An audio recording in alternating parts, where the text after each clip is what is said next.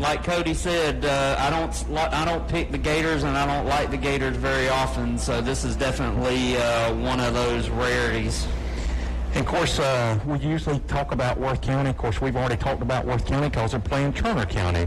The next team that we usually talk about, and, of course, we play this team down there. This is our first away game on October the 1st, and I'm talking about the Valdosta Wildcats. They travel up to Warner Robins. They do not kick off tonight. They play tomorrow night, and I'm going to go with the Wildcats. I'm interested to see what they've got going on, but I'm going with Valdosta. That's probably one of the top games I would imagine in this opening week. Warner Robins is normally they're a tough competitor no matter who they're playing. So I'm going Warner Robins. I agree with everything going on in Valdosta. I like Warner Robins as well. Not so quick, though. I'm telling you, that Valdosta may surprise us. They do not have anything to play for because they cannot go to the playoffs, but I really see them playing hard to prove everybody wrong. I think they're more focused on Titletown High coming out on Netflix, right? That's what I was about to say. I saw it post today, I think 7 days away. Man, I can't wait to watch that. You're exactly right. Of course, I'm going to be watching that there on Netflix channel. August the 27th is the premiere, so next 7 days away. Of course, that's kind of the rundown by the area on the high schools that we'll be talking about. Of course, all of those high schools were kind of in our area. Of course, we may venture out and talk about some other high schools, or if there's a big game of the week in the state of Georgia, we may talk about that as well. But that is brought to you each and every game by Perrin Farm Equipment. Of course, they're located out on US 82. If you're heading west to Albany, they'll be right there on your right. Got a beautiful facility that they have just built. But thank you, Perrin Farm Equipment. Of course, we talked about Astro exterminating.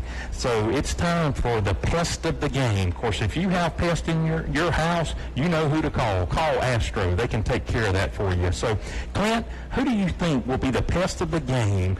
These Blue Devils, and I say the Blue Devils, who will be the pest for the Westover Patriots? Who will they have to defend or try to take care of? Well, it's interesting. Westover, coming into this game, it's coaches will tell you they make the biggest improvement from week 1 to week 2. Westover didn't have a scrimmage because they had COVID problems going into their preseason scrimmage against Thomasville. So this is their first time, under their new coach.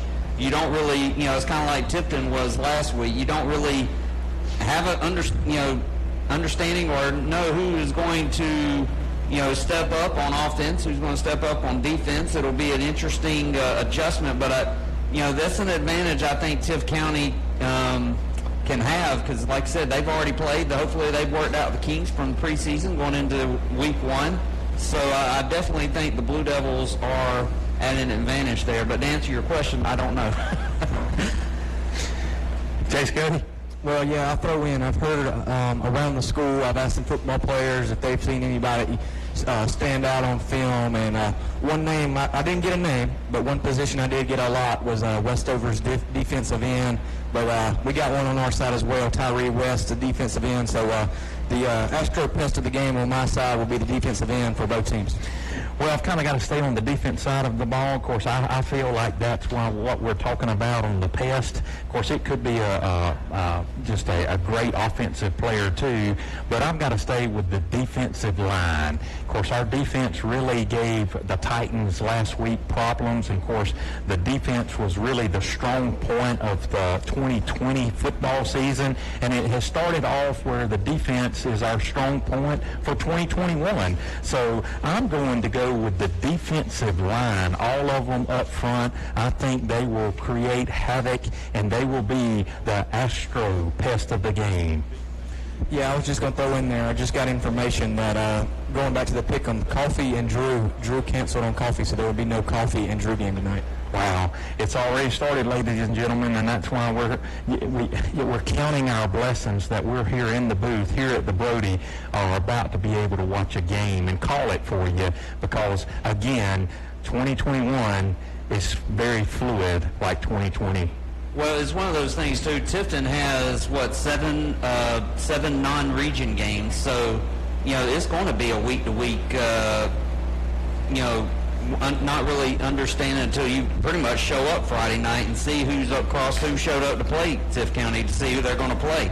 It's that fluid of a situation, unfortunately, but it's the times we're living in. So it literally will be every week will be a blessing when the Blue Devils are able to play here at the Brody.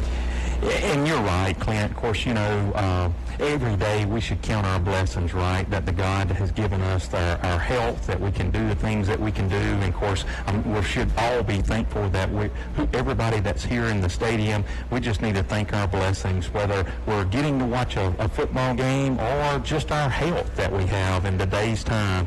We can't let our blessings that sometimes we just take for granted to go by. But, we have not even talked about, of course, you're listening to the Colony Bank Tailgate Show. They'll be with us all year long. And, of course, Colony Bank, we are right here with you all the time. Find us at a location near you or online at colony.bank. Of course, we're 20 minutes away from the kick, and Coach Noel Dean, this is his first regular season. We talked about it a little bit last week, but this really kicks off the Dean era, because this is what goes down in the record book.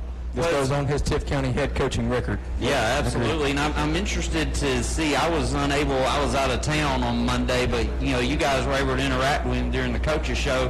What was the feeling? What was his feeling coming out of the preseason scrimmage last week? Was he pretty upbeat? What he saw on sidelines? Well, he knew that there was a lot of things that had to be changed, and we had to do some things different, but he saw a lot of positives after he watched the tape. And of course, we talked about the penalties and them lining up incorrectly, and he said it just was not there. So he said, I want to talk to the referees on Friday night or before and just ask some questions, because I don't know if they understand how we're lining up, because after I watched the tape, that penalty was not there. So he was, in a little better spirits after he watched some of the tape because of some of those penalties, and it was not there, that the ones that they were calling. So, on that aspect, he was glad. But he said that we've still got a long way to go. But I did say, Coach, I tell you, I saw the 2020 team, and now I know what you want, okay? But what I have seen, I know that battleship is churning, because I saw that team start taking your leadership. Maybe you don't think it's there where you want it to be, and it probably isn't, but I saw it. I can see the battleship churning.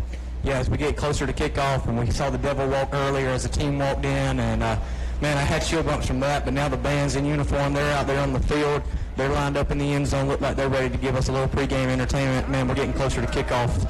The chills running down the spine. It's time. It's time for football. Yeah, it's been a long. It seems like these last couple of months of summer workouts, and I'm just a regular observer. I can only imagine what the team going through those every day, just kind of through the heat and humidity and through the weight rooms, and they were working up until this point, being able to get back on the field. So I know they are excited, and Tift County, the fan, like you said earlier, Jason, the fans are filing in. So I'm excited. This is my first regular season in Blue Devil game in quite a while, so I'm glad to be back.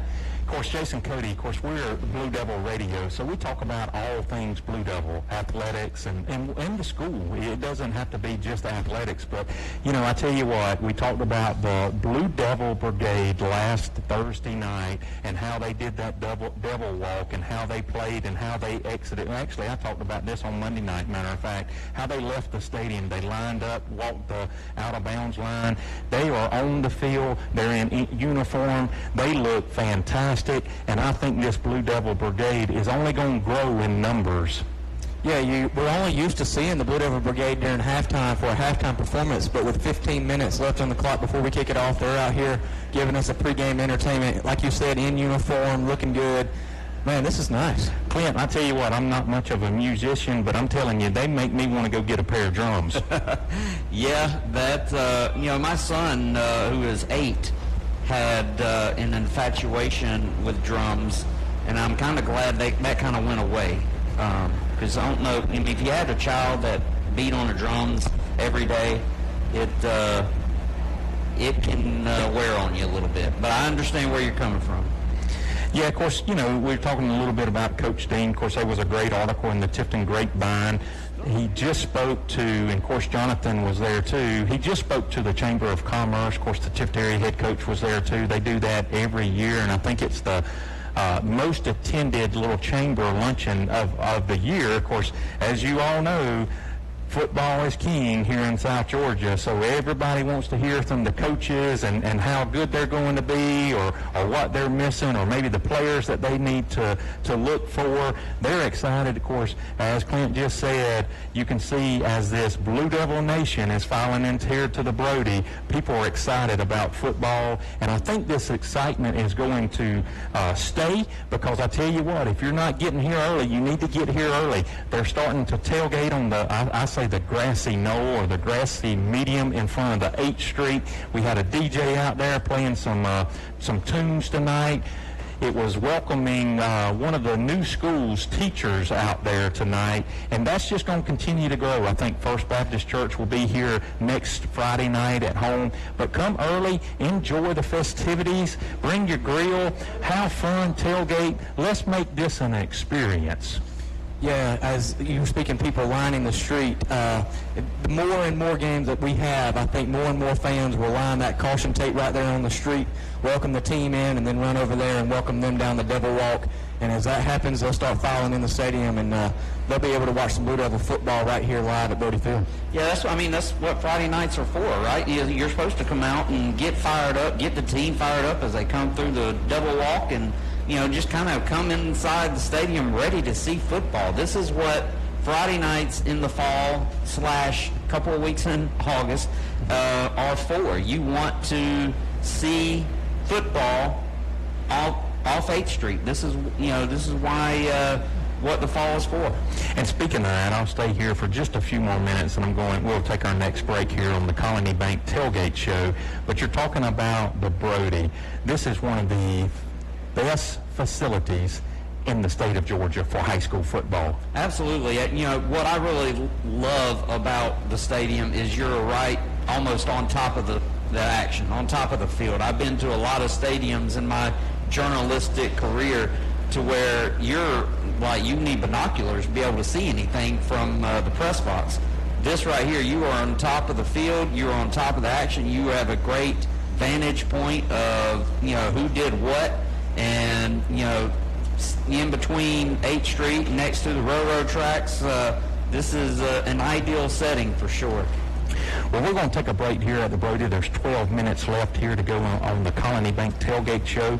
We'll be back in just a few minutes. You're listening to Blue Devil Radio on 92.5 The Farm. Dr. Wes Ross is proud to support Blue Devil Radio this season. Dr. Ross specializes in cataracts, eyelid lifts, and LASIK surgeries, and is a Tift County High School graduate. He is proud to serve Tift County and the surrounding communities by providing excellent ophthalmology care. 92.5 The Farm in Blue Devil Nation. Let Dr. Wes Ross with South Georgia Eye Partners get your vision back to a championship level. Call him at 229-391-4180 and schedule your appointment today.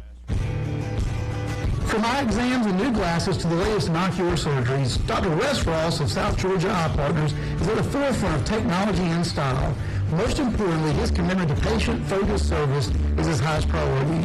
Experience the difference today and stop by South Georgia Eye Care and see Dr. Wes Ross, the official ophthalmologist of Tift County Blue Devil Radio. Dr. Wes Ross reminds everyone this Friday night, go Blue Devils! Coopercraft Communications specializes in installation and upgrade of integrated security solutions, network cabling infrastructure, and life safety systems. Coopercraft was founded in Tifton, Georgia with the desire for higher quality installations and enhanced customer service. We have focused on building long-term relationships with our clients through continuous support and unparalleled service. Coopercraft Communications, the official integrated security solution provider of Tift County Blue Devil Radio.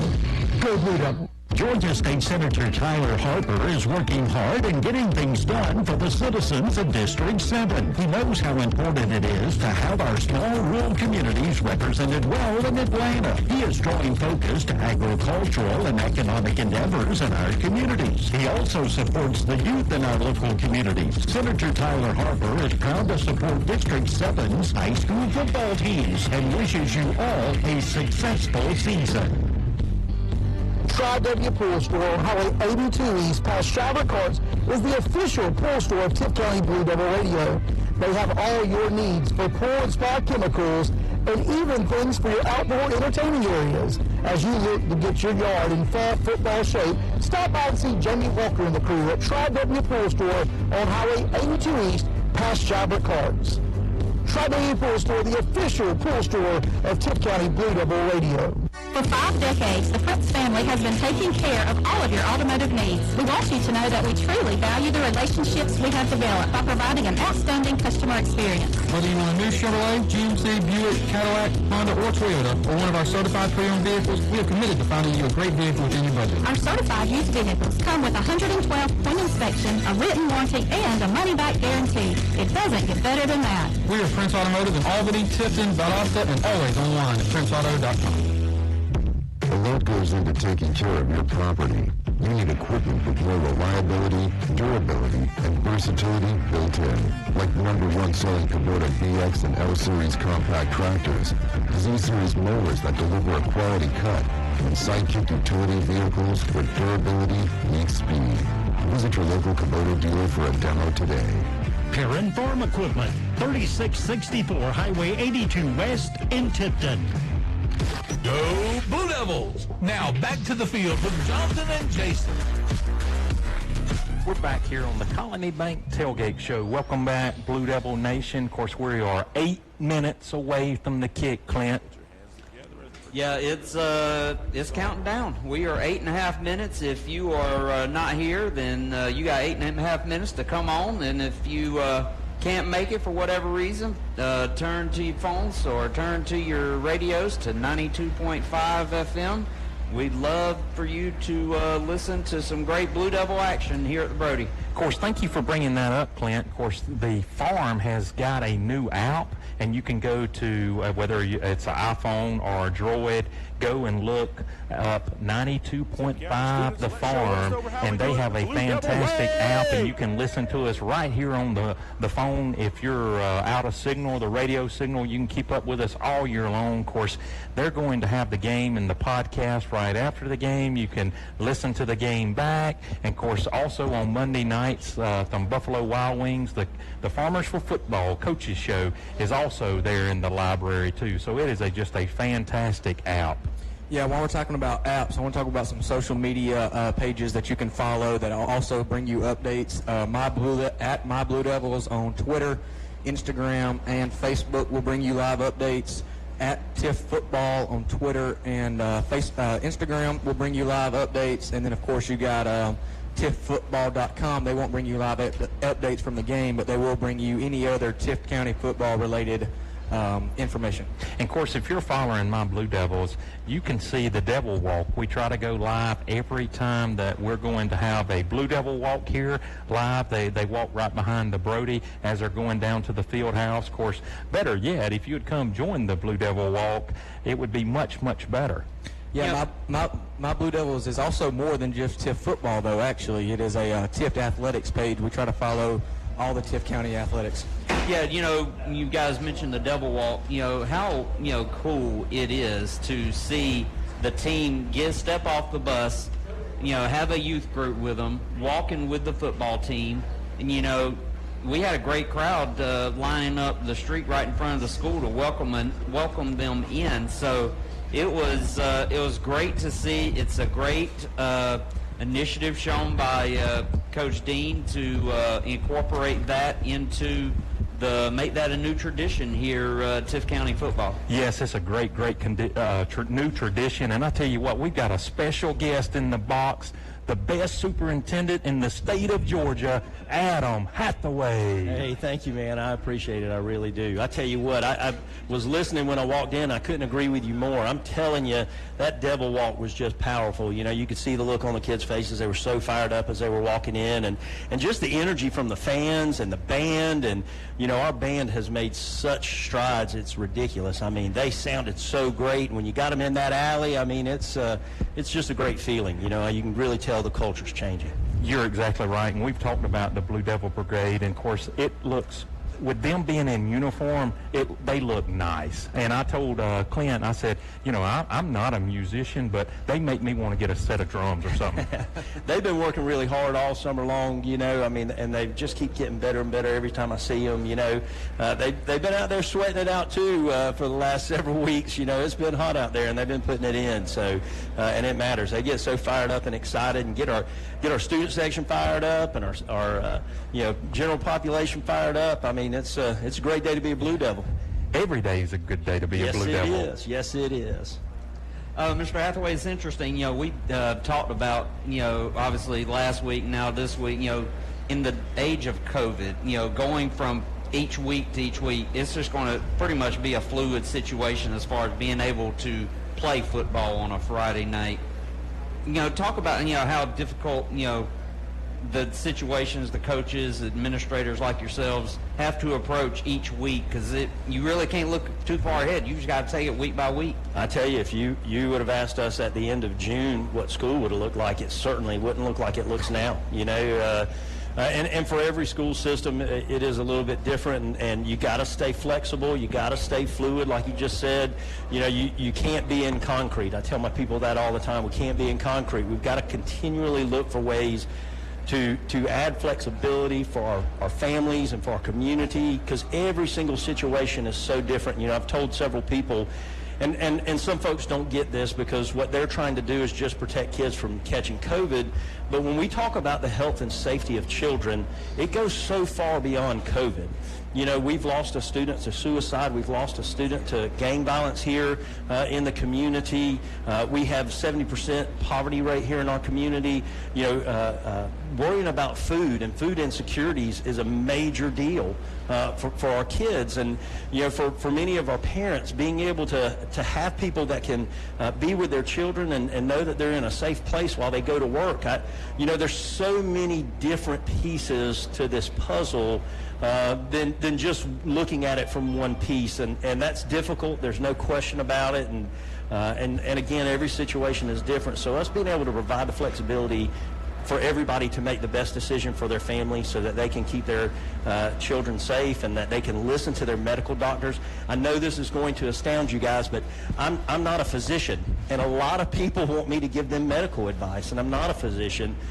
You know, I'm the CEO of Tift County Schools. So, you know, being able to make sure that we're listening to the doctors, and for us, those doctors are the Department of Public Health. As I was told last year, listening to the Department of Public Health about public health matters is where I need to be focusing. And that's what we've been doing, you know, talking a lot to them. Of course, I know, Superintendent Hathaway, you have been faced with a lot of things in your short time here at Tift County. I don't think we've had a normal school year since you've been here, because you got here in March, and so that was normal the rest of that school year. But then we had COVID, and I'm a firm believer that God puts you in places.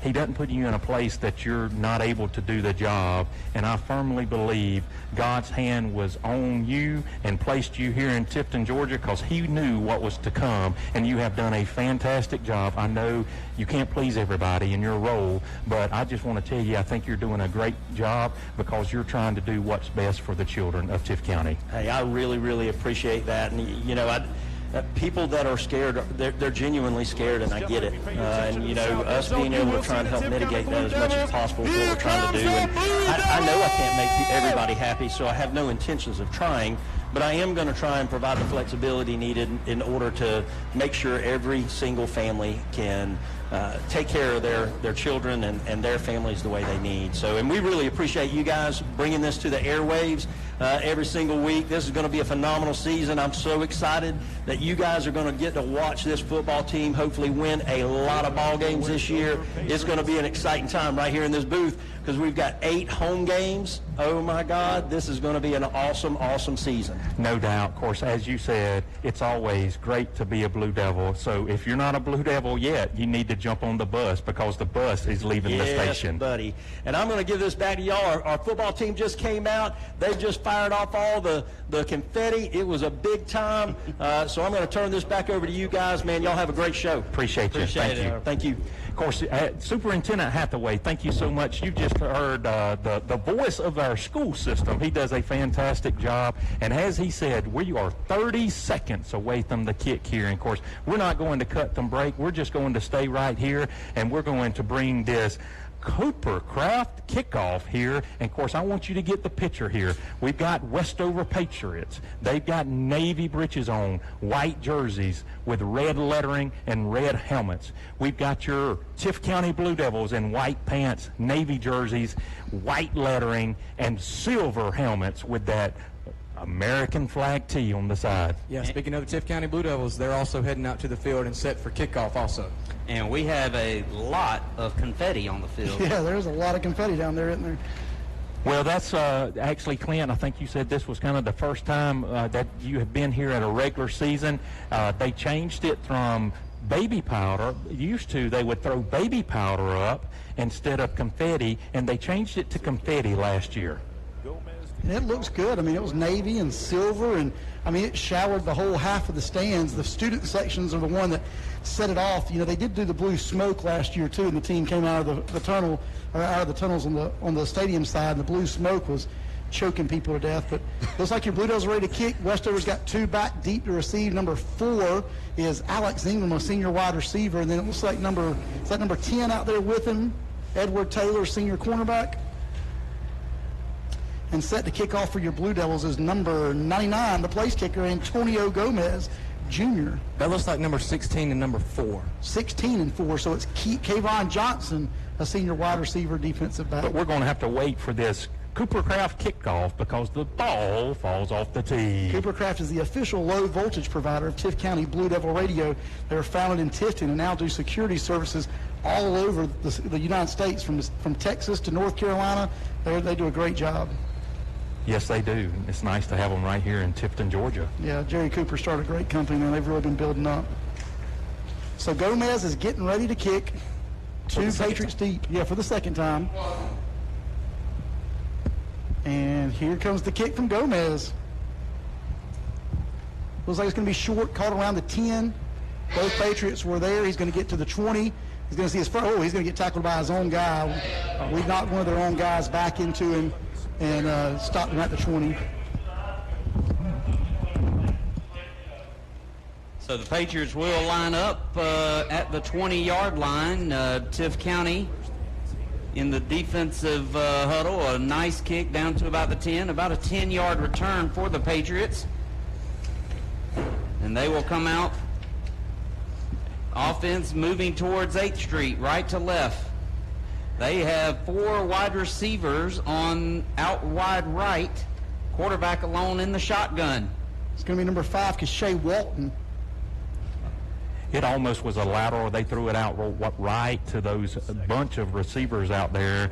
Incomplete. It's going to bring on 2nd down and 10. Of course, Todd Judy, as you heard Clint, we're moving right to left, and we're heading toward the 8th Street. So we're heading to A-back, Mr. Todd. So Keshae Walton, quarterback and cornerback, senior for Westover, under center. Walton's going to take the snap. He's going to fumble the ball. The ball is fumbled. Tift County's going to recover. Number 12 for Tift County. That is going to be Chris Gilliam. No, Jonte Strozier. Jonte Strozier is 11th grader. And he is going to take it for a Tift County Blue Devil touchdown. Give us 6. Blue Devil in the end zone for the first time in 2021. And that was just a missed exchange from the tailback and quarterback there. They just laid it on the ground. Yep. Yeah, it was the ball. He handed it off, or thought he handed it off, and was running around acting like he still had it, and turned around and realized that the running back did not have it. It was right there for the taking, and the Blue Devils capitalized. 17-yard touchdown run, untouched to the end zone. Yeah, our Tift County roster this year has the grade first and jersey second, and there were a lot of number 12s there for a second. That was a bad number to get the first touchdown right there, because I'm like 12, and then, yep, so you're right. Jonte Strozier, junior linebacker, picks it up, takes it to the house untouched for the first 7 points of the year, and 11-13 left to go in the first quarter, 7-0 Tift County. Yeah, Jonte picked it up and got 6. Gomez got the 1 to make it 7. Yes, that was not a gimme last week. We missed our first, we had a bad snap that resulted in us missing the first extra point. So 7 points on the board. Of course, that's what we wanted to see, ladies and gentlemen. The first score of 2021 is the Blue Devils, and hopefully we'll see many more tonight. When you talk about the idea that we kicked off, so Westover had the first possession. On the second play from scrimmage, they fumble, we return it for a touchdown. We lead 7-0 with 11 minutes to go in the first quarter, and we get the ball at halftime too. So you already set yourself off in a really good spot when that happens. Yeah, and you got a defensive touchdown to start the game also. Your offense hasn't even seen the field yet, and you're up on the scoreboard. And, of course, I said the defensive line would be the Astro exterminator, pest of the game. Yep, and they did a great job right there getting some penetration. All without Tyree West on that first possession also. I didn't see him on the field. Gomez is lining up to kick again. Number 6 for the Blue Devils, Bernard Tyndall. They do a quick kick. They don't even line up. They kick it back down. Oh, it's going to go over his head. He's going to get it he's going to have to pick it up at the 1. He's at the 1, picks it up, and we're going to get him at the 10. He's going to get down to about the 11, and he's tackled at the 11. That was a great kick, Jonathan. Of course, we did a quick kick, and it went over their back guys, and he was thinking it would go in the end zone. It was just a great kick. It went, the Blue Devil bounced and died like on the 1. He had to pick it up, and he only got it out just past the 10-yard line. Yeah, he was kind of in no man's land there to either try to let it go into the end zone or, risk it and take it out, which he did, and Tift County had great coverage on the kick. Something new this year, too, is our big blue misting fans on the sideline. I see 4 of them out there for the Blue Devils to keep them cool during these hot games. So Westover's linebacker up, 1 under center. He's going to hand it off again. Now he's going to pull back to pass. We completely bit on the run, and we're going to run him out of bounds at about the 14-yard line. Yeah, and that was close to being an unsportsmanlike penalty. It looked like we kind of carried that on over to the brick wall there, but no flag on the play. Looks like he got about, actually he stepped out. They were only going to give him 1 there, so it brings up 2nd and 9. It looks like, Jason Cody, to your point, number 43, Jacali Nathan got the start at end, and now Tyree West is coming in the second series. That was number 97 on the pressure there, on the tackle. Justin Davis pushed him out of bounds. 3 receivers to the near side, 1 to the far side. The quarterback's going to get the snap. He's going to look to the near side. No one's there, so he's going to run it, but he's going to be tackled at about the 15-yard line. They're going to give him the 16, and that's a brutal spot because that ball did not make it to the 16. But still brings up a 3rd down and long, 3rd down and 6 there, long 5 maybe. Yeah, it's going to be a long 5. Every bit of 5 yards, 5.5, depending on where that first down marker is. Clinton Farmer running on the defensive line there, number 65. Yeah, that's a big boy. Lindsey and West are your ends. Both of them getting good pressure so far early in this game. 3 receivers stacked to the near side, 1 way out to the far side. Quarterback's going to get the snap. Look to a screen to the near side, and it is not even close to being caught. We tackle him as soon as the ball hits him. He gets up very unhappy, but it's going to lead to a 4th down for Westover. There again, that could be an unsportsmanlike penalty. Looked like 16 tried to maybe not punch the guy when he got up, but kind of slung at him. But no call there. Of course, there again, that's, I think we fumbled. Did we cover the ball on the 3rd down last series? No, second down. Second down, okay. So that was Lucky Smith, defensive back, and, man, he is so good in coverage already this year. Jackson Strickland deep to return the punt for us. It's the first time we'll get to see the punt return team in action. And it is a weak, short punt. Blue Devils get out of the way. And they're going to get it at the 42-yard line. So the Blue Devils are already in Westover territory to start this offensive series. The field was not flipped for Westover. And I can tell Coach West is meeting number 36 when he comes off the field, and Coach Dean. He kind of ran over there to the ball for, I really don't know what reason, but there again, that's just coaching, and they're handling some of the mental mistakes. They just did not, there was no need for him to be around the ball. Yeah, and he's a sophomore on special teams, a good coaching moment. But number 5, Tyler Parker, leads your Blue Devils out. He'll be under center with number 8, Zach Carter, the senior running back behind him. 2 receivers to the near side, 1 to the far side. Tyler's in the pistol with Zach behind him. He's going to get it. He's going to fake the handoff and fake an end around, and he's going to throw deep on his first pass to number 15. Oh, is that Timothy Wright, 15? Oh, that was Taylor Morrow. Taylor Morrow was open at about the 10-yard line. Pass was just a little out ahead of it. I tell you, I got excited about the play call because we did not see that last week in the scrimmage. He was open. He just overthrew him just a little bit, or he would have been in the end zone. Wow. It was an anticipation throw from Tyler. He was throwing to a spot, and Morrow just couldn't get there. So same for with 3 stacked to the far side. Tyler's going to take it. He's going to hand it to Zach Carter up the middle, and Zach Carter busts it big. He's got 10, 20, 30. He's going to go untouched into the end zone for another Tift County Blue Devil touchdown. Give us 6. Blue Devil in the end zone. That's 13-0. I'm telling you, we've only had touched the ball twice. Touchdown. I tell you, 2 plays, 1 touchdown. That was a great, so just to give you an idea of what Coach Dean's offense looks like since you're not here with us, the running back that lines up behind Tyler lines up like a fullback. So he has his hand down, he's not standing straight up, and he hits the hole like a B-back in a triple option like you'd see Georgia Tech or someone like their Navy or Army run. And when Zach Carter hit the line of scrimmage is when he got the ball, and he was gone from there. And if you see Tyler, the quarterback, he's not under center, but he's not in a typical shotgun. He is like half a yard or so behind center. And so he takes the snap just literally right behind center, and then is able to hand off to Carter and bust through for the touchdown. We miss extra point, and so it is now 13-0 with 9:50 to go. Here in the first quarter, Tift County scores a defensive score, and now Zach Carter goes up the middle for a long touchdown run to give the Blue Devils a 13-0 lead. You cannot start the game off any better, Clint. I tell you, the defense is playing well. Of course, they had that big turnover, scored 6 points there on the 3rd play of the game, first possession that Westover had. And then, of course, the first offensive possession, we almost had it the first play on a long pass play. Tyler overthrew the receiver just a little bit, but on the second play, Zach Carter takes it, I think, 42 yards in. So that's going to help his yards per carry there, Clint. Yeah, absolutely. They had one play, almost had a long touchdown pass, and then Carter goes up the middle on the second play. So 2 plays, Blue Devils go in for the score. Here comes another Cooper Craft kickoff. Of course, those Blue Devils is showing out, kicking off a lot tonight. Antonio Gomez lines up at the 40, set to kick off for the Blue Devils.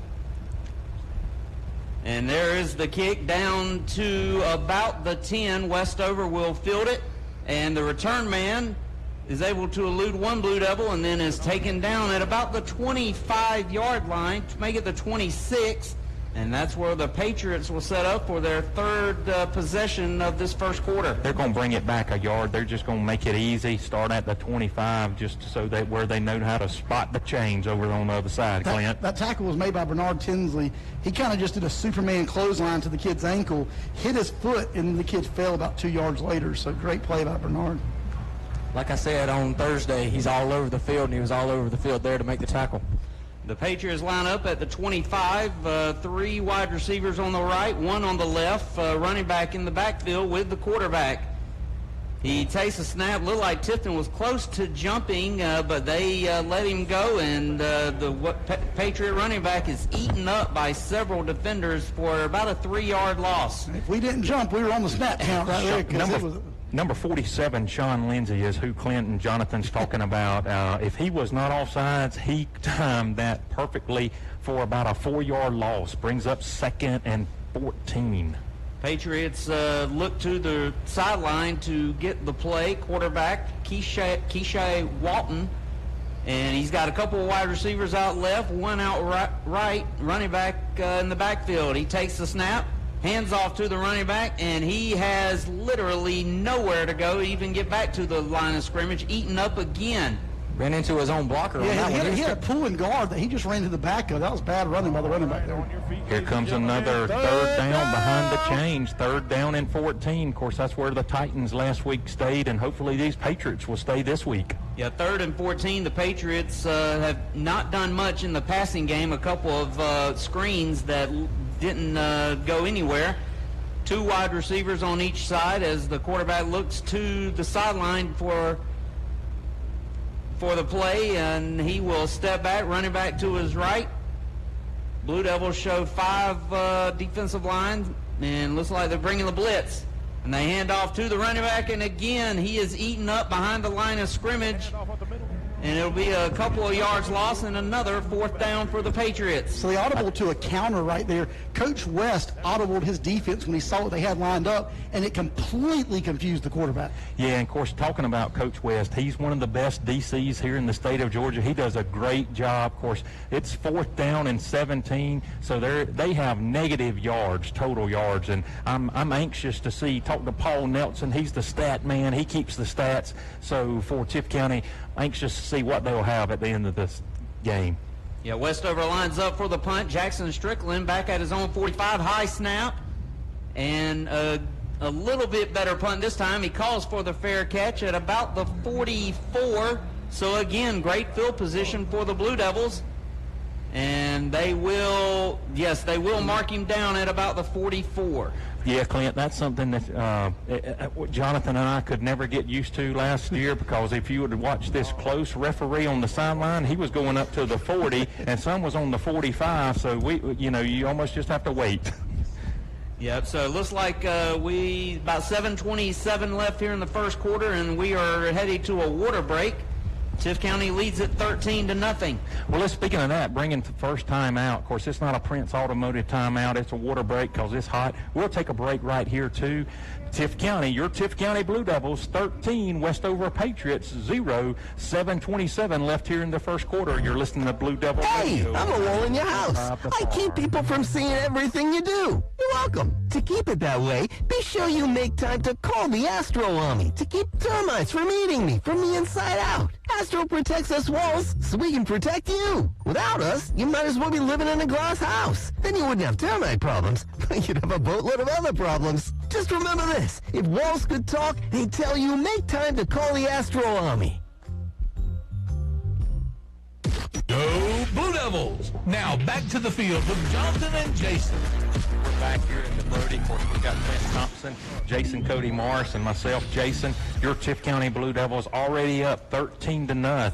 13-0 early here in the first quarter with 7:27 left to go. Yeah, second drive for the Blue Devils. They scored on the defensive score on the second play of the game, and then on their second offensive play, Carter went up the middle, and it's a fake handoff by Tyler, and he goes around left side and getting some help down to about the 36, so a gain of about 8 on the play. Tyler Parker, the quarterback. Yeah, that was a design run. He had the wide receiver come in motion, did a fake to the running back, and both of them ran in front of him as lead blockers and just kind of tried to pave a way. And then Tyler got hit about 5 yards into the run and then carried it for about 3 more. Brings up a short 2nd and 2 here with 6:54 left. This is Tift County's second possession. Yeah, second and 2. Damian Moat now at running back behind Tyler. Tyler in the shotgun, takes the snap, hands off to the receiver, bumps into a running back, and he is going to be driven for a big loss back. They'll actually mark him down, forward progress to about the 38, a loss of only 2. Wow, that was lucky for us there. Yeah, that was Javon King on the carry. And he did play a little bit of running back for us last year. He was in the slot on that one. Now that forward progress, they stopped it way up there. Yeah. Could have been a huge loss, but it still brings up a manageable 3rd down and 4 here.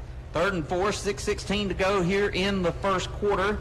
Tift County leads it 13-0, and Tyler takes the snap, fakes it up the middle, rolls to his left, being chased by a couple of Patriots defenders, and he's got some room down the left sideline. There he goes, 20, and he's out of bounds at about the 19-yard line. We do have a flag, and I believe that's going to be a late hit. Oh, goodness. What a great run by Tyler. It was all Tyler Parker. They were coming on him. He rolled around to his left side and had a lot of room and had a touchdown, but it looks like it's coming back. We'll come back a little bit. I think it may have been a block in the back. We'll see. But but man, Tyler, when he rolled a naked bootleg back out to the other side when he saw some pressure, and there was a defensive end right there, and Tyler took it from first gear to fourth gear, and it completely dusted him. The block in the back is going to be way down there. But it should be a first down. Yeah, as Yeah, it's Judy gonna be a said, first it was down. yeah. Yeah, they'll mark him down at about, they'll mark the line of scrimmage at the 31. The thing right there with Tyler, as soon as he saw the opening, I think he just committed and was able to go untouched, virtually untouched, until he ran out of bounds. Yeah, the penalty was so unnecessary, too, because Tyler was way downfield. So 1st and 10, Blue Devils at the Patriots 31.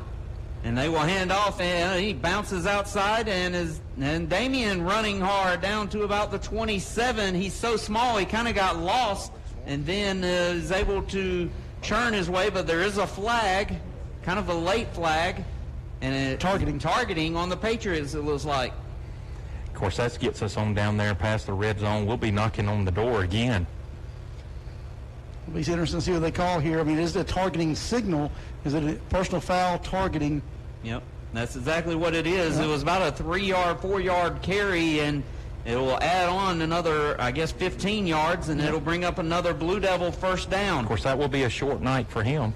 Yeah, is he ejected, though? He didn't make the motion for ejection. So I think he still gets 2 personal fouls, even in high school. So we'll have to check that rule. If somebody knows that, So he takes it. Jeremy Campbell, if you're listening, text us that if you're not He's got to be refereeing. Yeah, he probably is. Phil Salter may be listening. I saw him Phil last week in Salter. Irwin County. I went to that scrimmage after our scrimmage on Thursday night.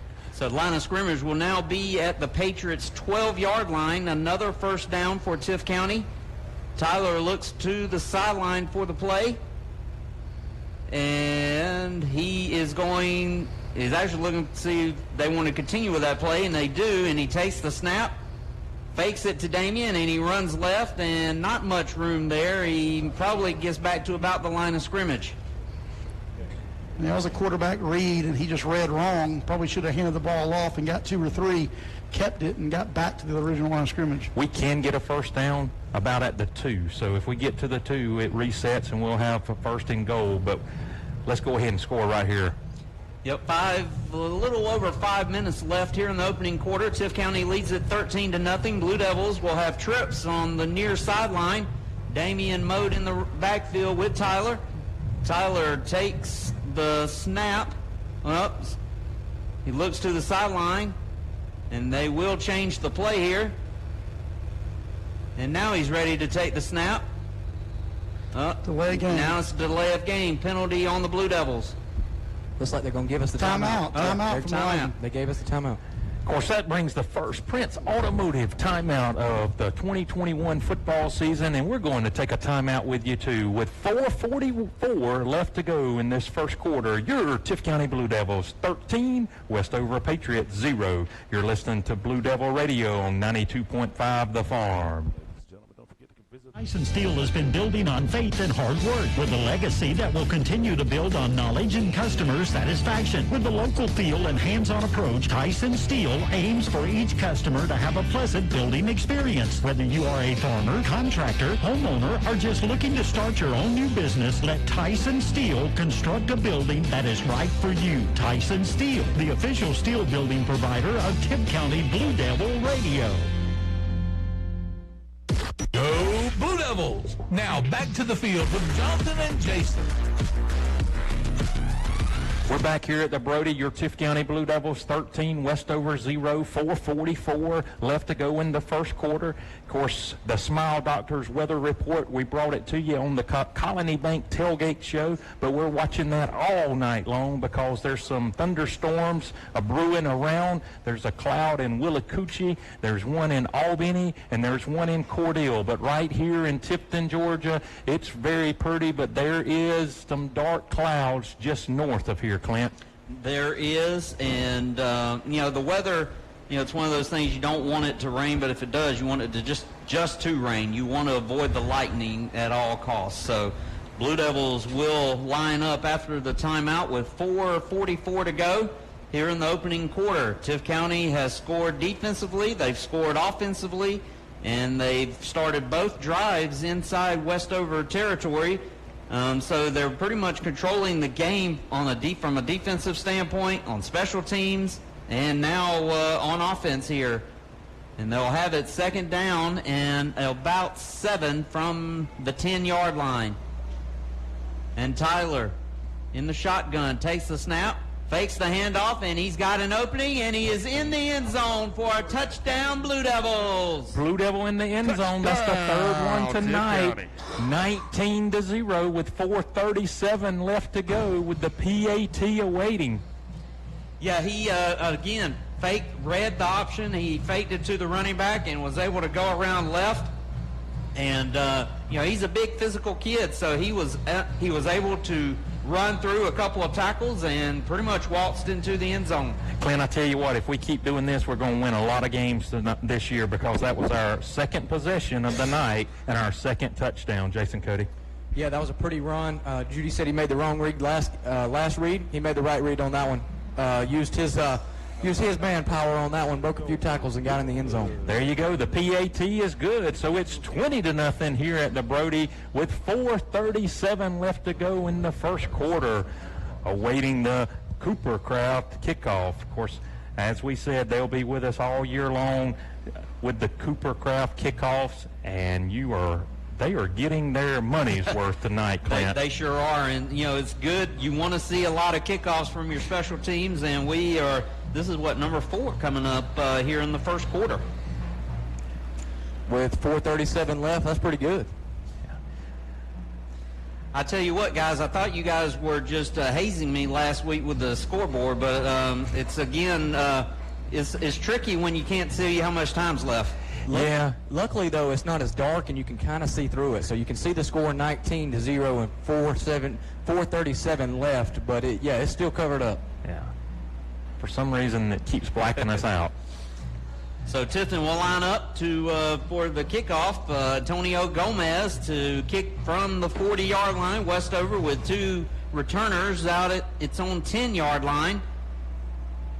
And here's the kick. And again, another high kick. This one will be fielded at about the 14.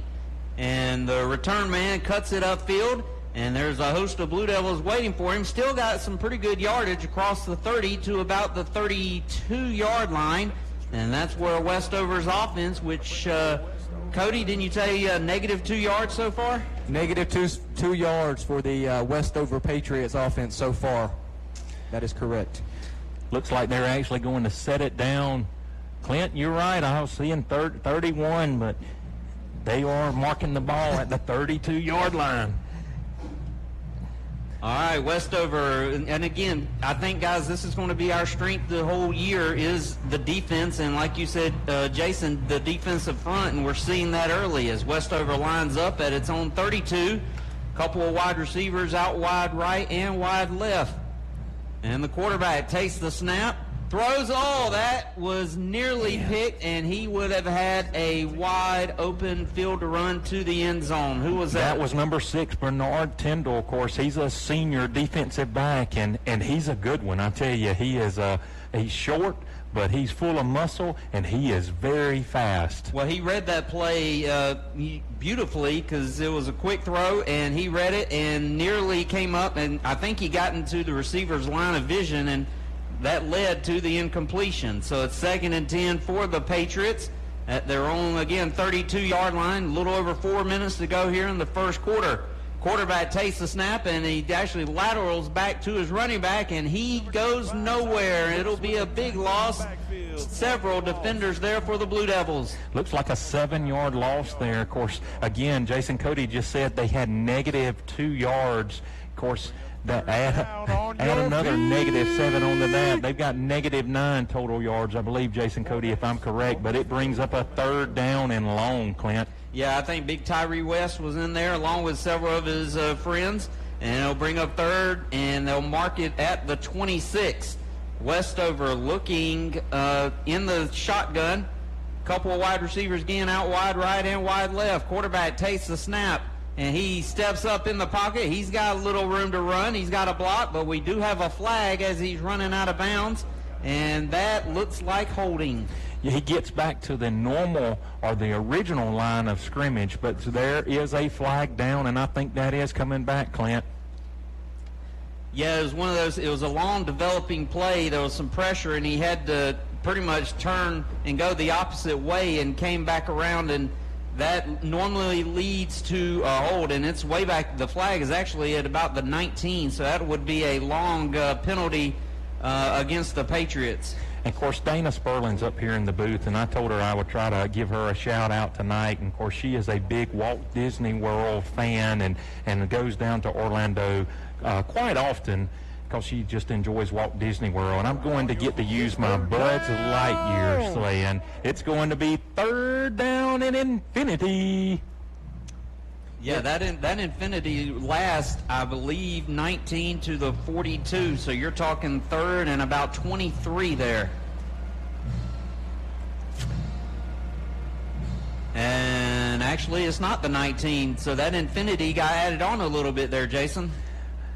Yeah, and of course, as we were saying just earlier, a few plays ago, Jason Cody was talking about -2 yards total, and this series, it's just attaching on to that negative total. And of course, that was my Astro exterminator pest of the game, is that defensive line, and they are doing a fantastic job. Of course, Coach West, as I said, he does a great job with his defensive team. They're all playing good tonight right here. So Westover will line up. They now mark it back to the 9, so it'll be 3rd and 33 for the Patriots, with trips out wide right, one receiver out wide left, quarterback with a running back in the backfield with him. Claps his hands, takes the snap, hands off, and he goes nowhere. Is that Tyree? That is number 95, Tyree West, the Georgia commit, verbal commit, just wallered him up there, Clint. Yeah, when he gets his hands on you, you're not going anywhere, and that's kind of what you saw there. He got him running back in his arms and kind of just threw him down. It was a loss of 1. If actually they'll just keep that the regular line of scrimmage, so it'll be 4th down. They need to get to the 42, and the punter will stand about halfway in his end zone. They need like 3 or 4 first downs so that before they can even get one. And the punt is high and short, and the return man lets it bounce, and it'll bounce out of bounds at about the 29. So again, the 3rd possession for the Blue Devils, and it will be great field position in Westover territory. Yeah, they're almost in the red zone starting out, Clint. Yeah, that was Westover's 4th possession and their 3rd straight 3-and-out. Well, like we said, the strength of the Blue Devils this year is going to be along that defensive front, and they are flexing their muscle early. They did it last week against Turner County. They've done it for the first quarter here against the Patriots, and the Tift County will line up at the Westover 29-yard line. Tyler Parker is at quarterback, and Zach Carter is lined up running back.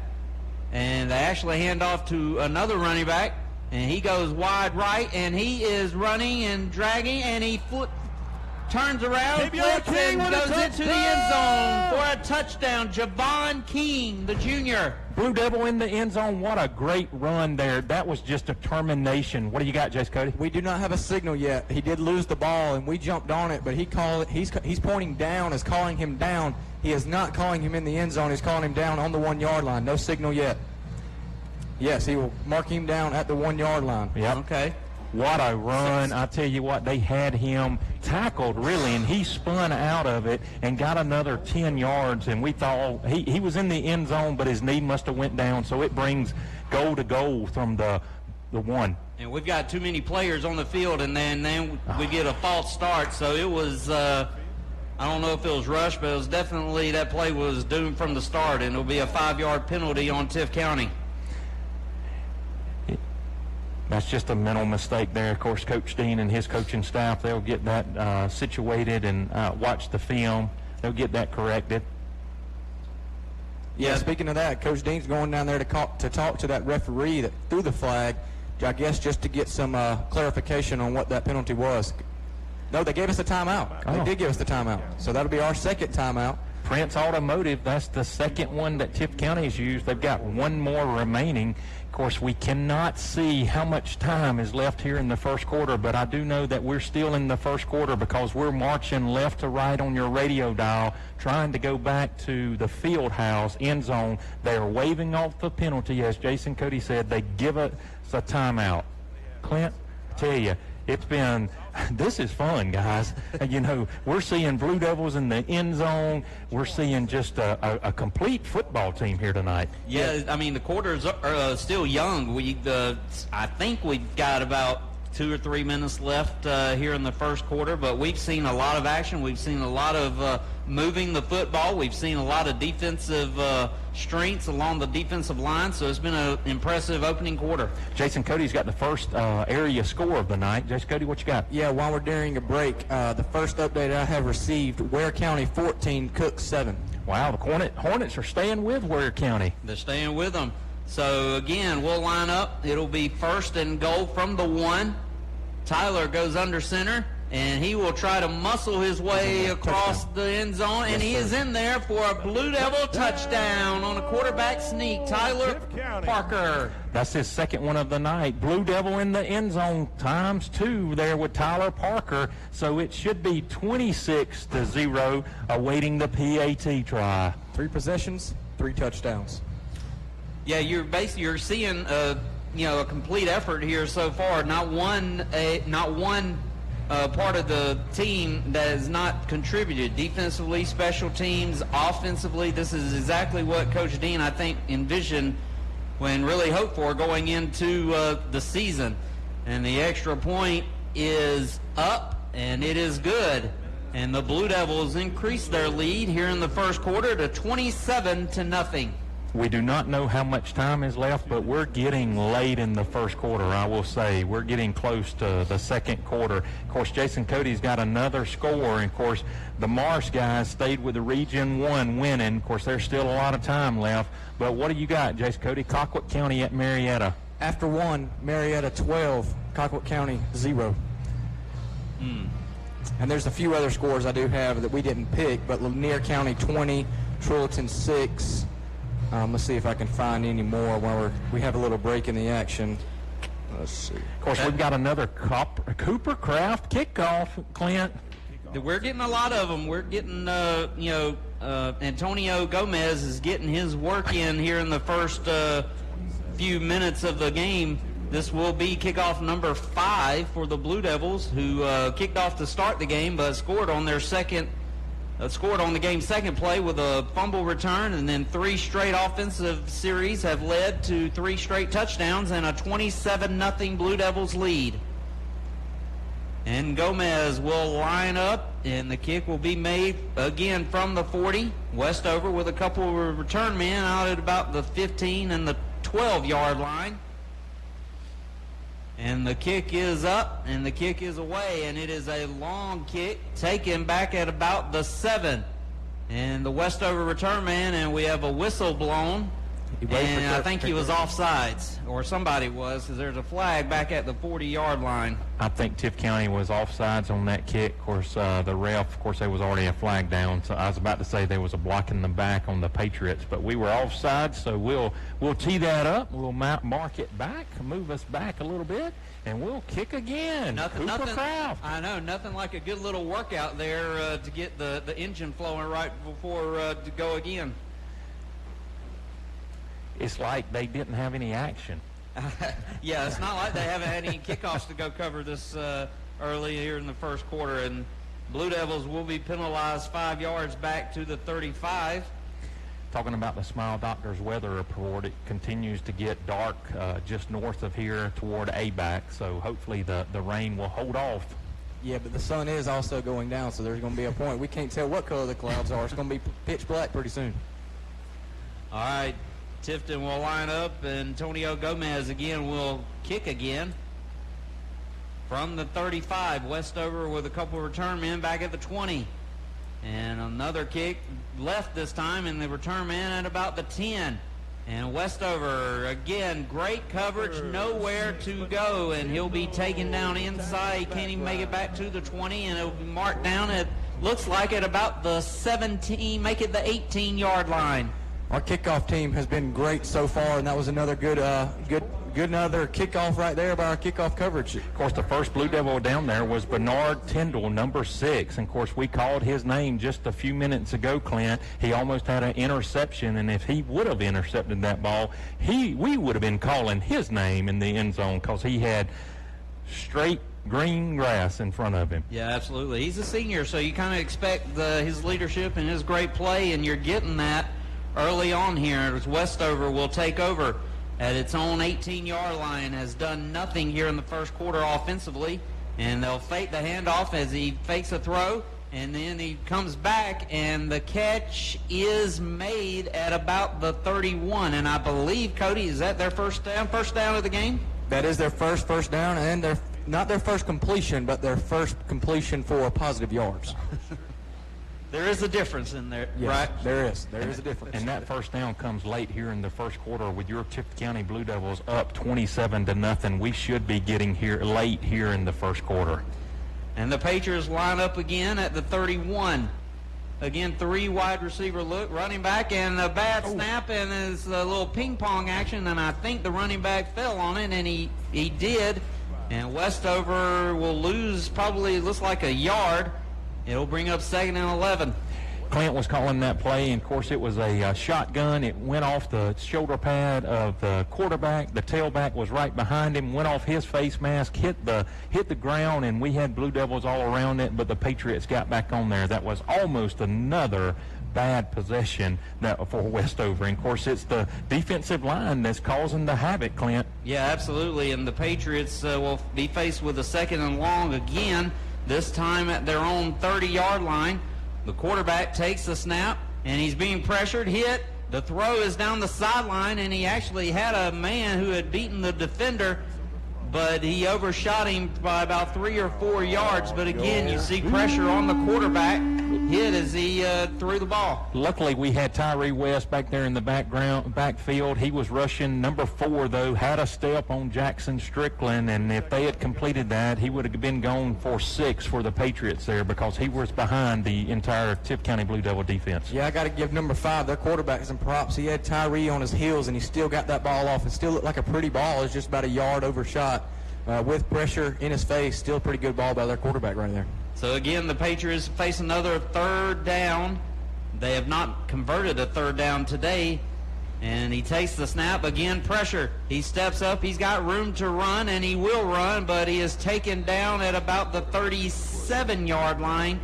Still short of a 1st down, but he does get positive yardage. Number 9, Jackson Strickland, defensive back, comes up and tackles him for, I guess, maybe a 6-yard, 7-yard gain, but it brings down 4th down again, and it looks like they may go for it on this possession, Clint. Yeah, Jackson was headed back to field the punt, but I think he realized that Westover is going for it. It's about a 4th down and probably 3, and they'll mark it at the 39. The quarterback hands to the running back. He tries to go up the middle, and he is stuffed at the 40-yard line. Tift County's suffocating defense does it again. I tell you that they needed 3. I think they got 1, so it brings up a 1st down on the 40, on the Westover 40 for Tift County, and it looks like that may be the end of the first quarter. So your Tift County Blue Devils 27, Westover Patriots 0, right here at the Brody. You're listening to Blue Devil Radio on 92.5 The Farm. Finding that missing shin guard, remembering whether it's a home or away game, getting the right kid to the right playing field on the right day. Why are simple things sometimes so complicated? Thankfully, with auto owners, insurance doesn't have to be one of them. We work with independent agents who keep insurance simple so you can worry about more important things, like not being that fan. Oh, come on, Ref! That's simple human sense. Ask Gina or Ashley at Kincaid Insurance Agency in Tifton if auto owners make sense for you. Blue Devil fans, where do you turn for the most professional jewelry repair and design using the latest technology? Central Jewelry, of course. Central Jewelry has competitive priced diamonds and gemstones. While you wait, watch repair, almost watches, and a friendly and knowledgeable staff with over 60 years of experience. Central Jewelry is Tifton's fine jewelry experts. Stop by and let our expert staff find the right piece of jewelry for you or that special someone. Central Jewelry, the official jewelry store of Tift County Blue Devil Radio. Go Blue Devils! Now back to the field with Jonathan and Jason. We're back here live at the Brody. Your Tift County Blue Devils up 27-0 over the Westover Patriots. Just completed the first quarter. Of course, the scoreboard is black, so we cannot tell you the time left on the second quarter. So just bear with us, ladies and gentlemen. I know you like to have the score, and you like to know what's left. And we like to provide that for you, but right now we're not going to be able to do that. But as soon as the scoreboard comes back up, we'll keep you tuned in to the time and the score. But Jason Cody, I think you've got a Smile Doctor's weather report that you're going to bring. Yeah, I do have a Smile Doctor's weather report. There are thunderstorms around us, not at us, but they are to our west, and they are headed our way east. There's thunderstorms around us. That was the update we were given, and they are headed our way. Maybe they'll hold off. We can get this one over with and complete this game before they reach Tifton. Well, if we continue to score, it's going to be running clock, so we'll be out of here much earlier, hopefully, Clint, than we anticipated. Hey, that's all right. A win's a win, whether it lasts with a running clock or whether it lasts a full regular four-quarter game. You always want the running clock in your favor, though, Clint. That is true. Tift County lines up, 5 wide receiver look, quick throw here at the 40, and it's out to the receiver, and he is down inside the 45. We'll see what number that is. That's number 8, I believe. Number 8, and that is Zach Carter, the running back, who was out wide right with a 5 wide receiver look there for the Blue Devils. Got a 6-yard gain on that, brings up a 2nd and 4. This is the first possession for Tift County in the second quarter. So to bring up 2nd and 4, Tift County will line up at the Westover 34-yard line. A 6-yard completion as they go, and he fakes the handoff, and Parker goes right up the middle. He's going to be probably short by a yard on the run, but again, a gain of about 3 on the play, and he'll bring up 3rd and 1 for the Blue Devils. Brings up 3rd and inches. Of course, Tyler faked me out. I thought we was going to have the Zach Carter show there. I thought he'd give the ball to Zach. Zach Carter was the tailback lined up behind Parker, but Parker kept it. So Tift County lines up 3rd and short inside the 35 at about the 32-yard line. Receiver in motion, and they will fake to the receiver, who falls to the ground, and a big throw toward the end zone, and it is a flag down, as Westover will be flagged for interference. Of course, the ball was behind him. He could not get to that ball. He tried to stop, and Westover just kind of ran through him pretty much, could not allow him to get back to the ball, but that's going to result in a first down with that pass interference call there on the Westover Patriots. Yeah, that's a break there, because I don't think the receiver had a play on the ball to come back and catch it, and the Westover defender kind of left the referee no choice but to throw the flag with an obvious pass interference, and it will take the ball inside, looks like inside the 15, no, mark it at the 16-yard line. And the Blue Devils, again, 3 wide receivers out left, 1 out right, running back Carter in the backfield. And Parker, receiver screen out left, and he is hammered as soon as he catches it. I believe that was number 80. And Antonio Pierce. Antonio Pierce, yep. And he'll be... Tavio, yeah, you're right. Antonio Pierce. He's a sophomore. Yeah. He's a good little wide receiver. Great athlete. We called his name last week at the scrimmage, matter of fact. He was limited there, though, as he got maybe a yard. It'll bring up a 2nd down and 9 for the Blue Devils at the Westover 15-yard line. 2 running backs, 2 receivers for Parker. And he fakes the handoff, and he's got grass to run, and he will be knocked down short of the end zone, but it is a first down. They'll mark him down, looks like at about the 3. Actually, I think, Clint, they're going to give, well, I was looking at the far ref, and he was right there, like 1 inch from the goal line, but you're right, they bring it back to the 3. Great run by Tyler there. I thought that would be the 3rd touchdown of the night for him. And they'll line up quickly, and there is a flag down, and it will be offsides on Westover. And so if they're at the 3, this will get them probably to about the 1.5. I'm thinking we're about to see a quarterback sneak right up the middle with Zach Carter behind him, just pushing Tyler Parker into the end zone right here. And if so, that would be Tyler Parker's 3rd score of the night. Well, he's got the size for it, and you got to think that's kind of, if you're Westover, you think that's kind of what Tift County is going to go to when they're this close to the end zone. But Carter is right there, and he will line up in the shotgun, hands off to Carter, and he goes up the middle, and he is in the end zone for a Blue Devil touchdown. Blue Devil in the end zone, so that makes it 33, awaiting the PAT. And it's early here in the second quarter. Again, the scoreboard is black, so I cannot give you the time here that we scored. But it's the first possession of the second quarter when Tift County took over on Westover's 40, and they drove in, and we've probably used maybe 3 minutes of the clock, if that. Second touchdown for Carter tonight, and Gomez will line up for the PAT. And we have whistles, and do we have another offsides on Westover? That is the call. There was a flag on the far side. He threw it. The white hat's giving us the signal now, offsides, and they'll move it up some. And so, Tift County is obviously dominating on both sides of the line of scrimmage, but I also think what you're seeing, too, this is Westover's first time on the field, so we're seeing a lot of flags, penalties that kind of you may not expect, 4 or 5, but you're seeing them now here in the first week as Gomez knocks in the extra point.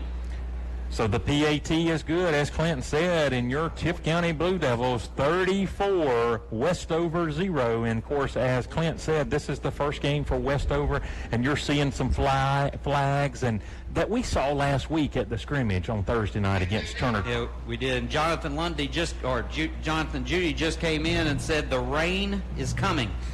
The rain is coming. So I'm in the press box, so I'm okay. So. Yeah, we're okay. I see my lovely bride down there, though, and she doesn't know the rain's coming, and she may want to know that, though. All right, Tift County will line up again. This will be kick number, do the math, this will be kick number 6, if I'm not mistaken. This time kicking right to left, and I believe we do have lightning in the area, and I believe that we are going to, the teams are leaving the field. They just spotted it, and this game will have to be stopped for weather.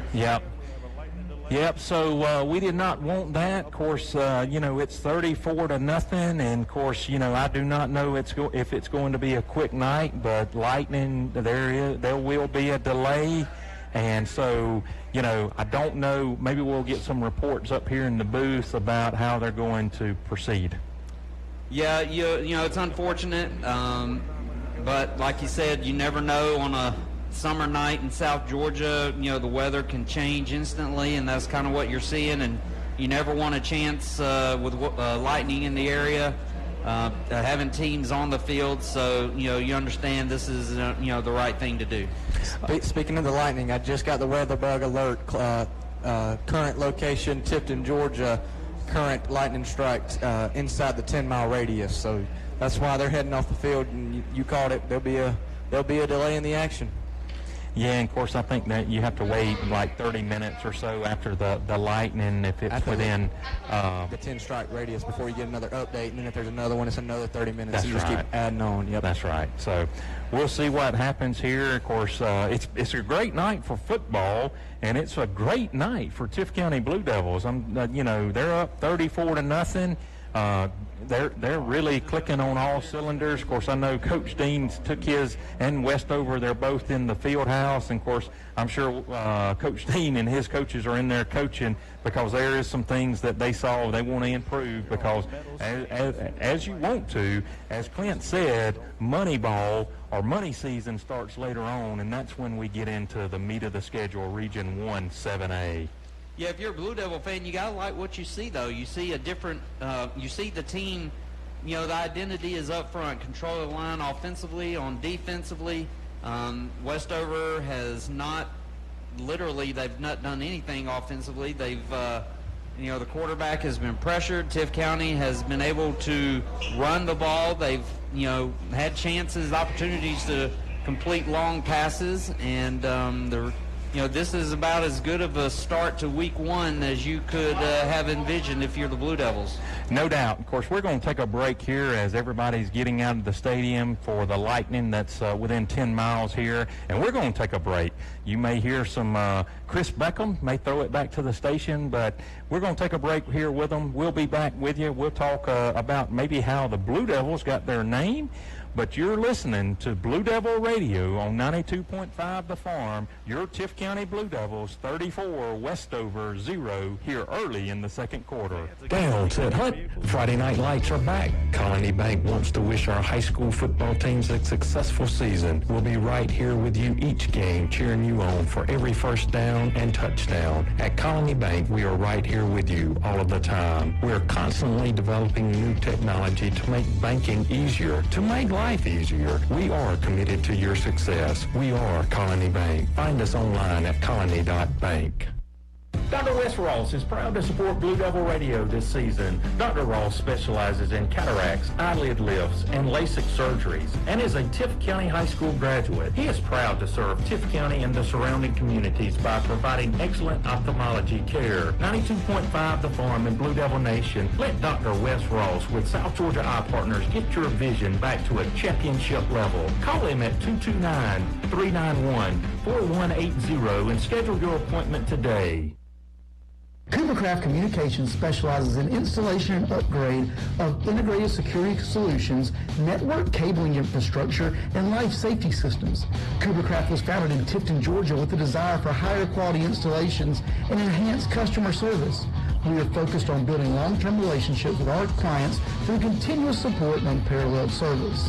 Coopercraft Communications, the official integrated security solutions provider of Tift County Blue Devil Radio. Go Blue Devil! Georgia State Senator Tyler Harper is working hard and getting things done for the citizens of District 7. He knows how important it is to have our small rural communities represented well in Atlanta. He is drawing focus to agricultural and economic endeavors in our communities. He also supports the youth in our local communities. Senator Tyler Harper is proud to support District 7's high school football teams and wishes you all a successful season. The Farm 92.5 FM is proud to broadcast Wilcox County Community Ag News every Wednesday. Tune in every Wednesday at 7:22 and 9:22 a.m., 1:22 and 3:22 p.m. as we talk with County Extension Agent John Bennett about ag news and reports and 4-H Officer Sarah Surser about the 4-H youth programs. Wilcox County Community Ag News is brought to you by Pastor Hugh Anderson and his congregation at Pitt's Church of God, Casey Gibbs and her staff at Farm Bureau, Wilcox County and Rochelle, Mrs. Vera at Vera's Kitchen in Rochelle, Colony Bank of Wilcox and Rochelle, and Dr. Michael Frazier and his staff at Rochelle Family Dentistry. Find out the latest in ag news from Wilcox County Community Ag News every Wednesday on The Farm 92.5 FM. This is a good warm-up. Panthers and the Macon County Bulldogs in the Russell Classic, again, 6 o'clock kickoff. Is that what I heard? That's correct. There you go. Give us a quick rundown of what you expect from the Panthers and also maybe what you know about Macon County. Macon County returns 19 starters from last year's team. Coach County returns 6. So, but they're a solid 6. Yeah. They are a solid 6. And we have a lot of, one good thing about the pandemic, and it was the only good thing, is that people were out. Kids were out last year, so a lot of kids got to play that maybe wouldn't have in other situations. So we got some experience coming back. But it's going to be a tough game. I mean, our non-region schedule is Macon County this week, at Appling County, top 10 in AAA next week, Pelham, which is in the top 10 in Class A, again on the road, and we finish up our non-region against the AAA state champions at home, Pierce County. So it's going to be tough, but I think it's going to be a good game. I think our kids are ready to play. We'll just have to see what happens. Pinch County and the spread. There may be people alive who've never seen that. Well, it's the same offense we ran in 2010 when we won the state championship, and Don Tyson was the offensive coordinator. Okay. So George Bestnet would be proud. Yeah. So, Boy, Treatland County is not very good, by the way. Really? No. I mean, Lanier's looking good, but Treatland they look like they hadn't even practiced. And that's the thing, you never know quite what you're going to get in these openers, especially when you're playing somebody from other side of the state. So,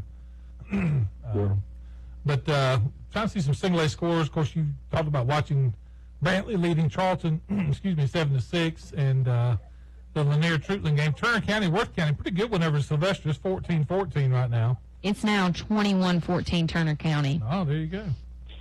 That one may be 56-54 by the end of the night. That's right. Atkinson leading Bacon 14-7, and I thought I had one more single. Let's see. So, early not your region, but single A game. Early County beating Seminole 22-0 right now. So there you go. All right, man. Oh wow. Well, and Lanier County's about to score again. They're up 20-6, by the way. 6 o'clock game. Not Russell. What's the Paulson Stadium on the campus of Georgia Southern? Paulson Stadium, yeah. Yeah. And that's the first time, of course, we've played there. It's also Macon County is the only team that Clinch has played more than twice that we have a losing record to. We are 0-6 against them. Oh, really? Yeah, that's the only team, and there's only a couple of teams where it's 0-2 against us, and one of them is Abilene County. So that's who we started the first 2 games against.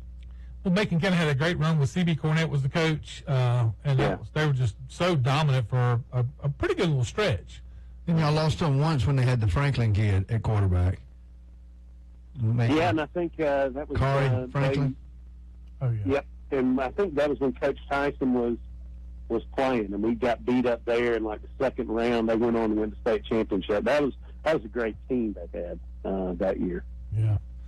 Should be a good game tomorrow night. The young Clinch County Panthers and the Macon County Bulldogs. Of course, you can listen to the dulcet tones of Lynn Robbins, the voice of the Panthers, and his outstanding crew to the game tomorrow night. So check them out. And what station you guys on over there, Robs?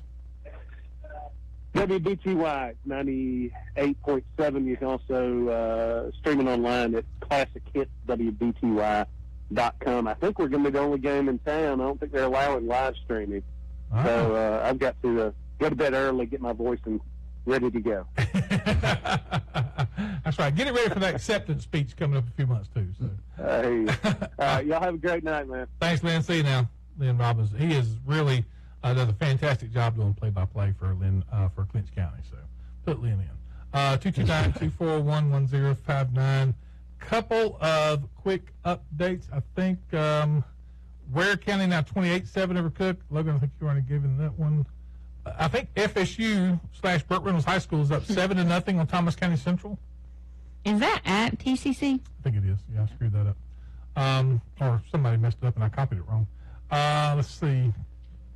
Any other updates, Logan? Brunswick scored. They lead Pierce County 13-0. A little bit of a surprise there. Yeah, Pirates looking good so far. By the way, Bryce says if you make the trip tomorrow, you can eat to the games in Mercer and Mercedes. Yeah. Says you can stop at Buckner's in Jackson halfway, get you something to eat right there. So never been to Buckner's. Really? I know. I think about that. I know. I just I've never been. So how about that? You can go tomorrow. I could. I'll go tomorrow. Also, Brookwood Warriors. Logan, you posted that score. What's their? Oh yes, sorry. Weewa Hitchika leads 6-0 over Brookwood. I simply asked. I'm looking right at the score. Yeah, I wanted Logan to say it. That's the only reason I asked for it. And see, every time I go through Weewa to go to I say Weewa. Yeah. I never say Weewa Hitchika. Of course, nobody does. I just say it because it's hard to say. But yeah, Weewa is what everybody says. So it's on the way. Yeah, it's a beach down on the way to Mexico Beach or anywhere down there. Fort St. Joe. That's right. So Weewa. Let's see. Or something you get if you walk in the woods too much. That's right. I really had no idea they had a football team. That's right. Put a little Pacelli on that Weewa. Back to line one. Hello, caller. How are you? Hey, Chris Beckham. Hey. John down here at WKZZ in Tifton, Ocilla. Hey, man. How are you?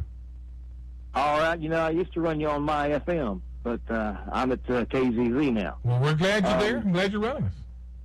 I'm running you right now. The Tift County game is in a lightning delay. Well, welcome all the listeners that listen to Tift County. Put it to the Westover Patriots. And it's 35-0, second quarter. Wow. Good start for the Blue. Yep. Yeah. So, it's lightning delay. Did you get any kind of indication, John, how bad it was over there? I mean, I know obviously in a delay, but is it any idea on how long the delay may be? As far as I know, there is a heavy thunderstorm about 8 miles east of Mystic, moving east toward Osceola and Fitzgerald. And it's really dark here at the station, too, right now. So, looks like we're going to be getting some rain. Fitzgerald got called off due to COVID. Mm-hmm. They were supposed to play Cairo tonight, and they have rescheduled that game to September the 17th. There you go. I'm glad they rescheduled it because that should be a great game. Yeah. All right, man. Well, listen, we're just waiting on them dogs to start playing. Amen, brother. They'll be here soon. We got a big one to start with. Yep. Okie dokie. Man, y'all take care. Hey, great to hear from you, man. Appreciate you guys having us on this season. We really appreciate it.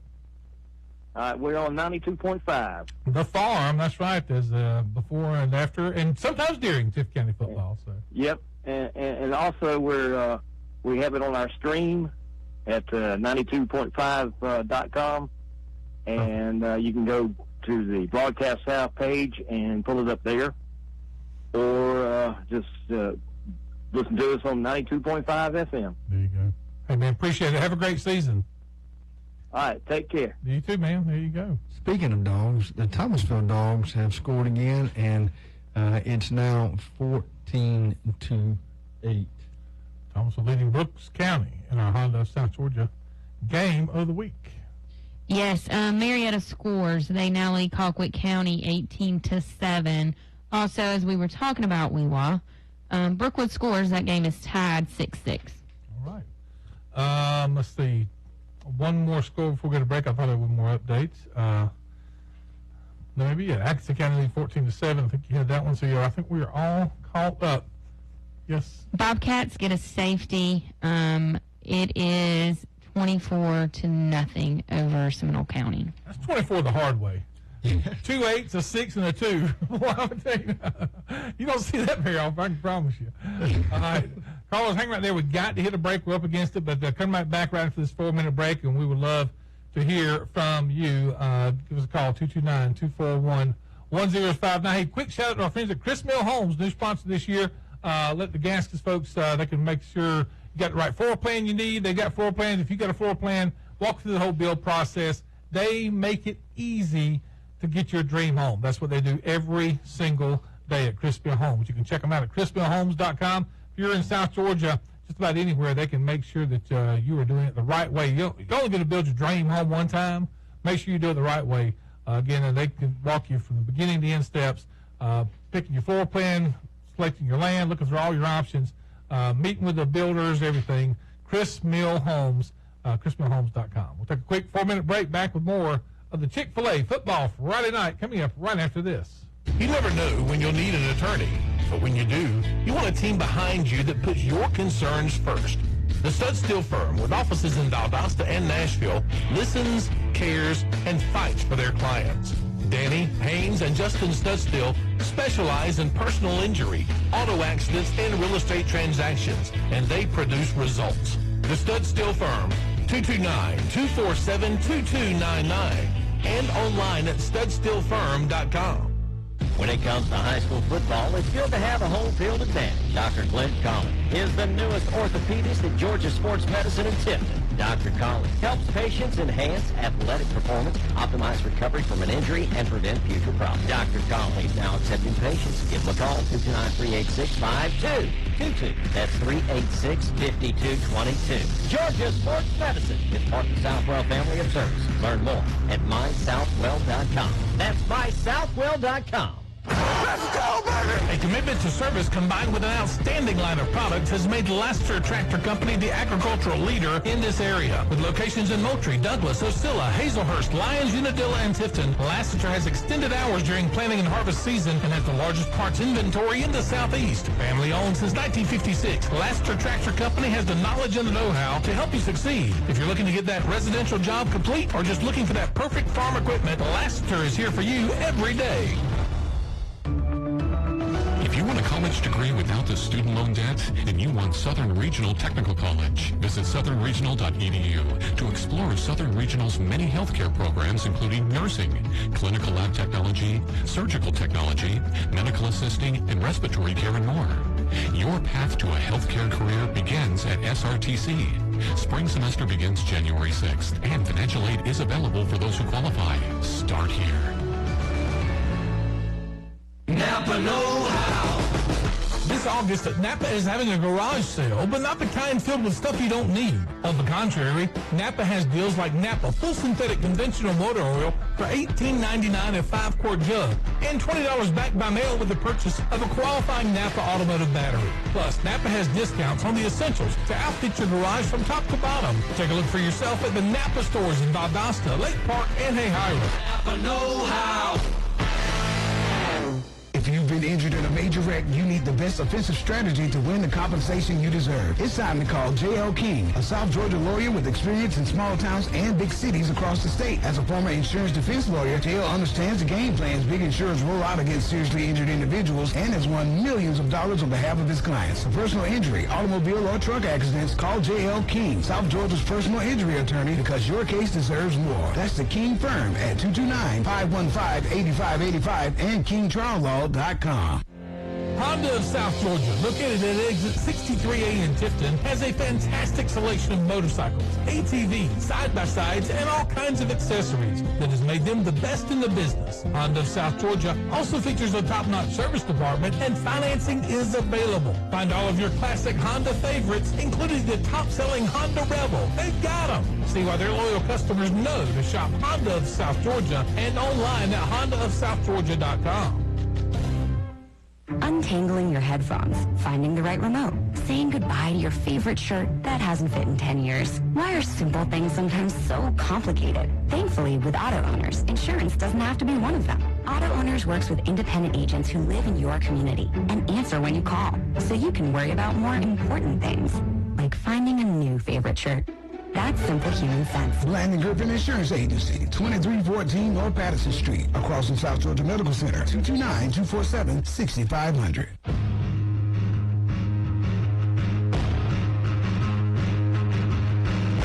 How is your team doing? Find out now with more from the Chick-fil-A Football Friday night.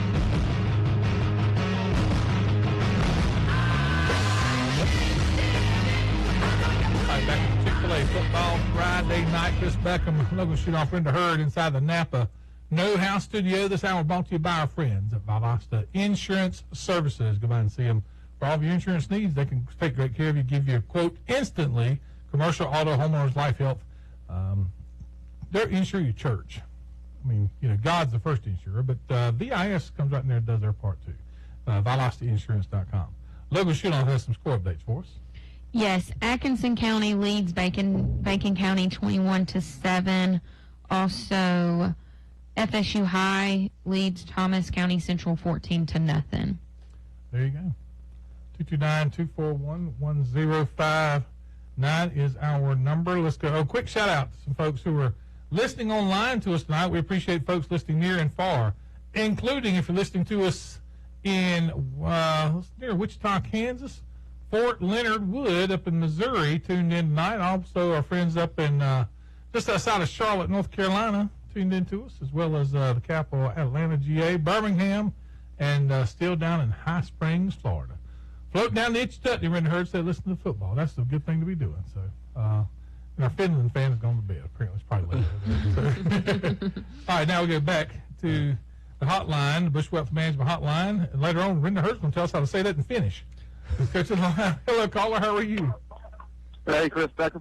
Hey. Halftime. I don't know if we get any messages, but halftime 26-6. looking pretty good right now. Yeah, that's what it sounds like, man. You had a pick six, I know, in there. Tell us some of the other highlights.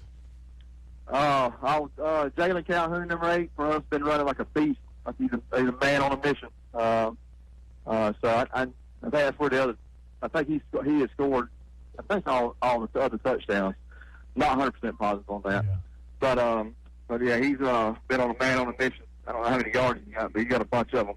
And I mean, he just trucked the dude out here, right near where we were at. I mean, just trucked him. I mean, and then he just stepped out of bounds. I mean, it was nasty. What year is he? But I think Jalen's a senior. Okay. I think he's a senior. Yeah, good. Yeah, pick six. I mean, we're every time they throw the ball, we got our hands on it, trying to pick it off. So I mean, we should have had at least 2 more picks, but I mean, they don't throw it much like we don't, you know. But every time they do put it up in the air, we got ball hawks all around it. So I like it. And the crazy thing is the kid that Josh Sherman's the kid that picked it off. He's one of the smallest kids on the team. I mean, just snatched it out of the air and was gone. I mean, it was like a bolt of lightning. So yeah, we looking pretty good, especially on defense. We just gave up one big run. That's what we did. We got some turnovers, some things we needed to clean up, but sure. We gave up one big run. That's all we gave them, and other than that, we've held them in check the whole night.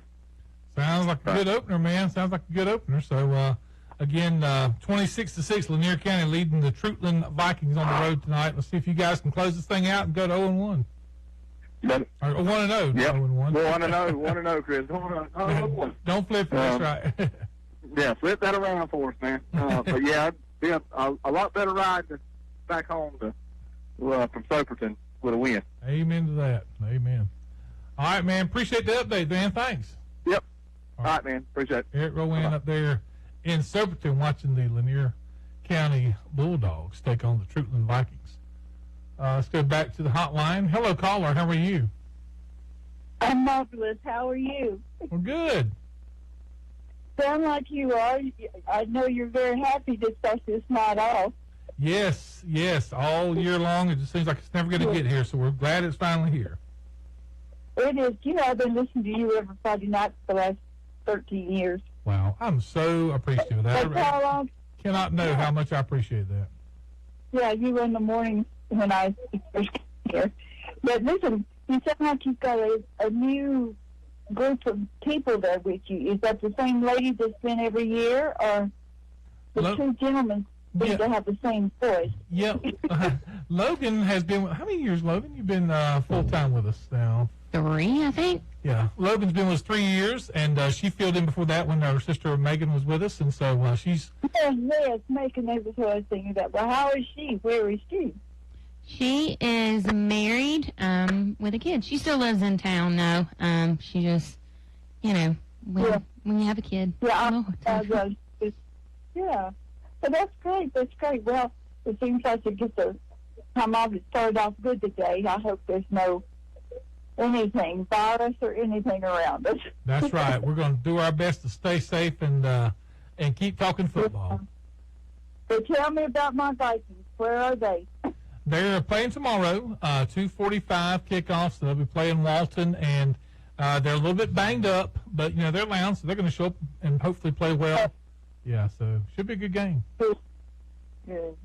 Well, good. And then the new man up here with the cats. You remember the gentleman I called? It was in the paper. Yes, Shelton Felton. Is he happy at home? Is he happy there? The new coach and everything. Yeah, I think I'm sure he is. He'll be happier if they get a win tomorrow night. But yeah, I think he's happy there. So, yeah. Well, I hope so. He has a good wrestler behind him from what I read in the paper. And he's been in Tennessee and all that, so you know me, one Tennessee until another. I want him to be happy here, but not beat my Vikings. Well, there you go. You just want him to go 9-1. That's a pretty good year. So. Yeah. Well, you have a wonderful night, and thank you for being here. Thank you so much. I really appreciate when you call in. Take care. My pleasure. Bye bye. Bye bye. Every night, Friday night for 13 years. My wife. Listen that much. I mean, that is dedicated. I really appreciate that. And good luck to her Vikings tomorrow. taking on the Walton Raiders, 2:45-ish at Mercedes-Benz Stadium. You say we had the best listeners in the... Oh, we do. There's no question about that. And that's, I really like, I like her. She's a very nice person. I've never met her, but she's obviously a very nice person. But I think with shows like this, there's a general idea that it's just a bunch of guys sitting around. And we hear, and not just on the radio, but through, on tweets and whatnot, we have a lot of women who love football, listen to this show, and, enjoy it and are into it. And I want people to know that. I'm not making it up when I say that. She's definitely one of them. That's right. I'm not throwing shade at my wife. Next time she's listening. For one night. No. I'm just kidding. That's right. Render said that. He's throwing his voice. His voice and mine sound a lot alike, so that was him saying that. 229-24. Please get. Logan, I beg of you to have a score update that changes this whole thing. Yes. My phone will start getting blown up. Listen, I got one station. I can keep digging y'all in a hole. Either way. Go ahead. How's Megan doing? She's great. Where was I? I have a score update. Yeah, go ahead. Honda South Georgia game of the week on a short touchdown pass by the Brooks County Trojans. They score. The PAT was blocked. So 7 minutes left to go in the second period, and Thomasville leads that game 21-14. Justin Haley, who's had to change locations, but he is still sending updates because that's the kind of reporter he is. 21-14, Bulldogs lead Brooks County in the Honda South Georgia game of the week. FYI, your wife says we both should be scared. Well, so it's comfortable. I was asleep here tonight. Let's see. And Bryce Johnson has an update. Tied 21-21, the Rams and the Titans at Miller Field. Worth County, Turner County tied at 21. We thought that was going to be a good game, and boy, it is. It sounds like all knotted up at the half. That's one of those, again, kind of like Fitzgerald and Irwin and some of these neighborhood rivalries that aren't in the same region. Wintersville's different because of different classifications, but Turner, Worth are right next to each other. Those folks that's just a great game, and it sounds like a great game tonight. So tied 21 at Miller Field. See, Bryce can be on the sidelines right there. I know. He can be watching it. Have we not gotten an update from Camden County? Camden hosted with Columbia tonight, and unless they were canceled, and I just didn't get wind of it, but we have not heard anything tonight from Jeff Herron's debut over in Kingsland. So we will be looking for an update. They're playing Columbia, which should be too big of a challenge, all due respect to the Eagles, but generally not that great. But we'll see if we get an update from Camden County. Let's see. 229-241-1059 is our number. We'll give you all the scores of the quarters. By the way, first scores of the quarters coming up in 9 minutes. If you're unfamiliar with the show or possibly new to the area, every 15 minutes between now and when we get them all in, we run down all the scores at the top of the hour, quarter after, bottom of the hour, and quarter till every 15 minutes. So we hope you listen all the way through, but if you happen to go, make sure you come back at the quarter hour, and we'll give you the run, or as close to it as we can, and we'll give you the rundown of every score that we have. So there you go. And that'll be coming up in just a minute. Brenda's going to ask you about being surprised at any scores tonight. The Brunswick-Pierce County surprised me a little bit. Brunswick being up 13-0. The rest of them, not. I don't think anything else really jumps out at me. Colquitt Marietta. Yeah, that's mine. Yeah, a little bit. Yeah. Colquitt's not looked like a typical Colquitt team because we talked earlier. They're very young. May take them a few weeks to get their feet under them. Of course, by the region schedule, those sophomores are playing more like juniors by that point. But they're showing a little youth right now. Yeah. But still hanging in there. It's 18-7. So that's right. They did miss a field goal a few minutes ago. They've missed two now in this game. We'll see. Honda South Georgia game of the week, as we mentioned, Thomasville 21-14 over Brooks, and Thomasville has the ball their own side of the or on their own 40-yard line. About 6 minutes left before halftime. Mitchell and Pelham, again, we've been joking about this throughout the night. The National High School Football scoreboard has been, the score has been kind of crazy. Right now it says 9-9. I don't think we've had an update on Pelham, Mitchell County. That sounds like that could be correct, but I'm going to wait till we get it from a different source. Well, now I know it's not right because they just changed it 12-9. And the team just now snapped the ball. So 0-0 is the last legitimate score we had, and that may be what the score still is right now. And again, we talked about Marietta and Colquitt County, and they are still in the second period, and Marietta is up 11, and they are threatening again against the Colquitt County Packers down inside the 20-yard line. So that could be something. Again, 2 more weeks before college gets started. I guess the NFL is maybe the week after that. I think college football starts Labor Day weekend. The NFL, I believe, starts that Thursday night or whatever after that. So, it's all getting started here. But again, for the first 2 weeks, high school football has the spotlight. And speaking of that, good news. I don't know when this news broke, but about the Lowndes Vikings, who will be playing on ESPNU. Logan, is it Lake Gibson they'll be playing against?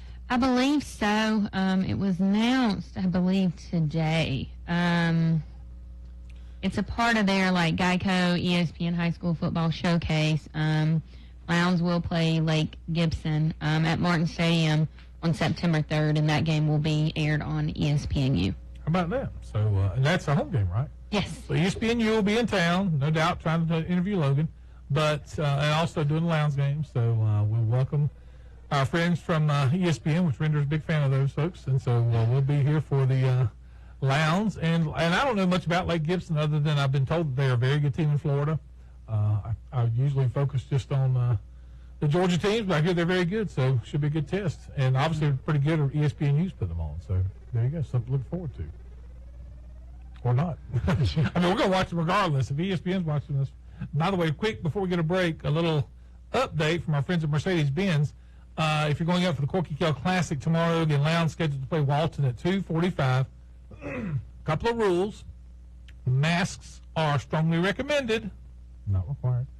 Also, clear bags only. Any bag or wallet larger than 4.5 by 5.5 inches must be clear. If a bag is necessary, the bag, including diaper bags and camera cases, must be clear and not exceed 12 by 6 by 12. I'm not expecting you to remember all this, but just kind of keep it. Just take a clear bag. It'll make your life easier. That's right. Non-clear or oversized bags need to be stored off-site and for a $5 fee per item at a bag check location. Take $5 might want your bag. Yeah, good luck with that. I take clear bags when I do. They do accept credit card, mobile payment. If you bring cash, there are 3 cash-to-card kiosks to convert your cash into a prepaid debit card for no additional fee. So they don't take cash. Nope. You can convert your cash to a card. They've never taken cash since yeah. Every time I've gone there, they haven't. Cash-to-card kiosk. Can you say that like 5 times fast? I'm always in the press box. I don't have to. Anyway, so big thing is, again, masks are requested, not required. Clear bag is the big thing. And bring your card or be able to pay on your phone. That's the big thing if you're going to the Corky Kell Classic tomorrow, 2:45. And at Gate 2, Logan should be signing autographs about 2 o'clock. So get there early and meet Logan on the way up. Listen, we're already trying to debate on what time we're leaving tomorrow. So I don't know if we'll make it by 2. You got reservations at Bruckner's. That's right. All right, we're going to take a quick break, 4-minute break. Caller, hang right there. We'll come back with more updates, more scores, more everything, because this is the biggest high school football scoreboard show in the world. This is the Chick-fil-A Football Friday Night. Valdosta Orthopedic Associates has been setting the standard for medical care for sports injuries, back, neck, hip, and knee pain for over 25 years. And they can provide x-rays, MRIs, physical therapy, joint injections, and surgery all at one location. Valdosta Orthopedic Associates offers world-class orthopedic and spine care and interventional pain management right here in South Georgia.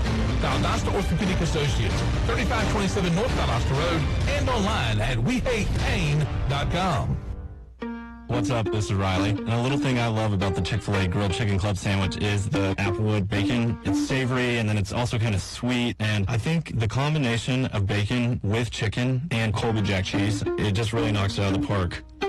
Hey, I'm Tanea. A little thing I love about the Chick-fil-A Grilled Chicken Club sandwich is the chicken, It's so juicy. It's grilled to perfection. I'm going to devour this sandwich. Order the Grilled Chicken Club sandwich on the Chick-fil-A app today. Real guests paid for their testimonials.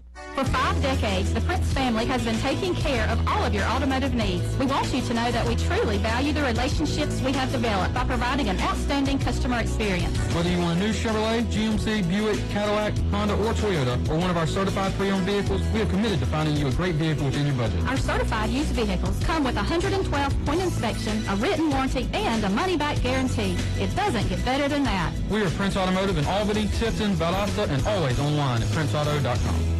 The Houston Orthopedic and Sports Medicine Clinic has been at the forefront of sports medicine since 1949 and has served Valdosta and the surrounding areas for the past 33 years, treating athletic injuries for all of South Georgia. Houston doctors are team physicians for the Lowndes Vikings, Thomas University, Colquitt County Packers, and Valdosta State University. For an appointment to see your sports medicine specialist, please call 229-333-9736. That's 229-333-9736. A lot has changed since last school year, but one thing that hasn't is Wiregrass Tech's commitment to providing quality college credit classes to eligible high school students through dual enrollment. Whether you are attending high school face-to-face, virtual, or homeschooling this year, we have options that will help students stay on track toward a college degree. Eligible students can earn up to 30 college credit hours free, and Wiregrass provides textbooks. There are many class and program options. Visit wiregrass.edu.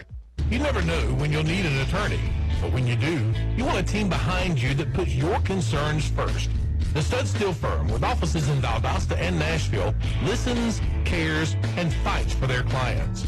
Danny, Haynes, and Justin Stud Steel specialize in personal injury, auto accidents, and real estate transactions, and they produce results. The Stud Steel firm, 229-247-2299, and online at studsteelfirm.com. Right now, there are a lot of great reasons to consider buying a new home, like historic low rates and getting more home for your dollar. But there are even more reasons to turn to Colony Bank for your home loan. Our mortgage team is local and can work with you from beginning to end, making sure the process is fast, simple, and pleasant. It's a community bank. We're your neighbors, and we're ready to help you get the financing that you need to get the home you want. Colony Bank, close to home, close to you. Member FDIC, equal housing lender. A new knee for a more active you. Georgia Sports Medicine in Tifton is now offering robotic-assisted knee replacement surgery. This means increased accuracy, better placement, and a more natural-feeling knee after surgery. To receive an evaluation, please talk to your provider or call 229-386-5222. That's 386-5222. Georgia Sports Medicine is a part of the Southwell family of services. Learn more at mysouthwell.com. That's mysouthwell.com. And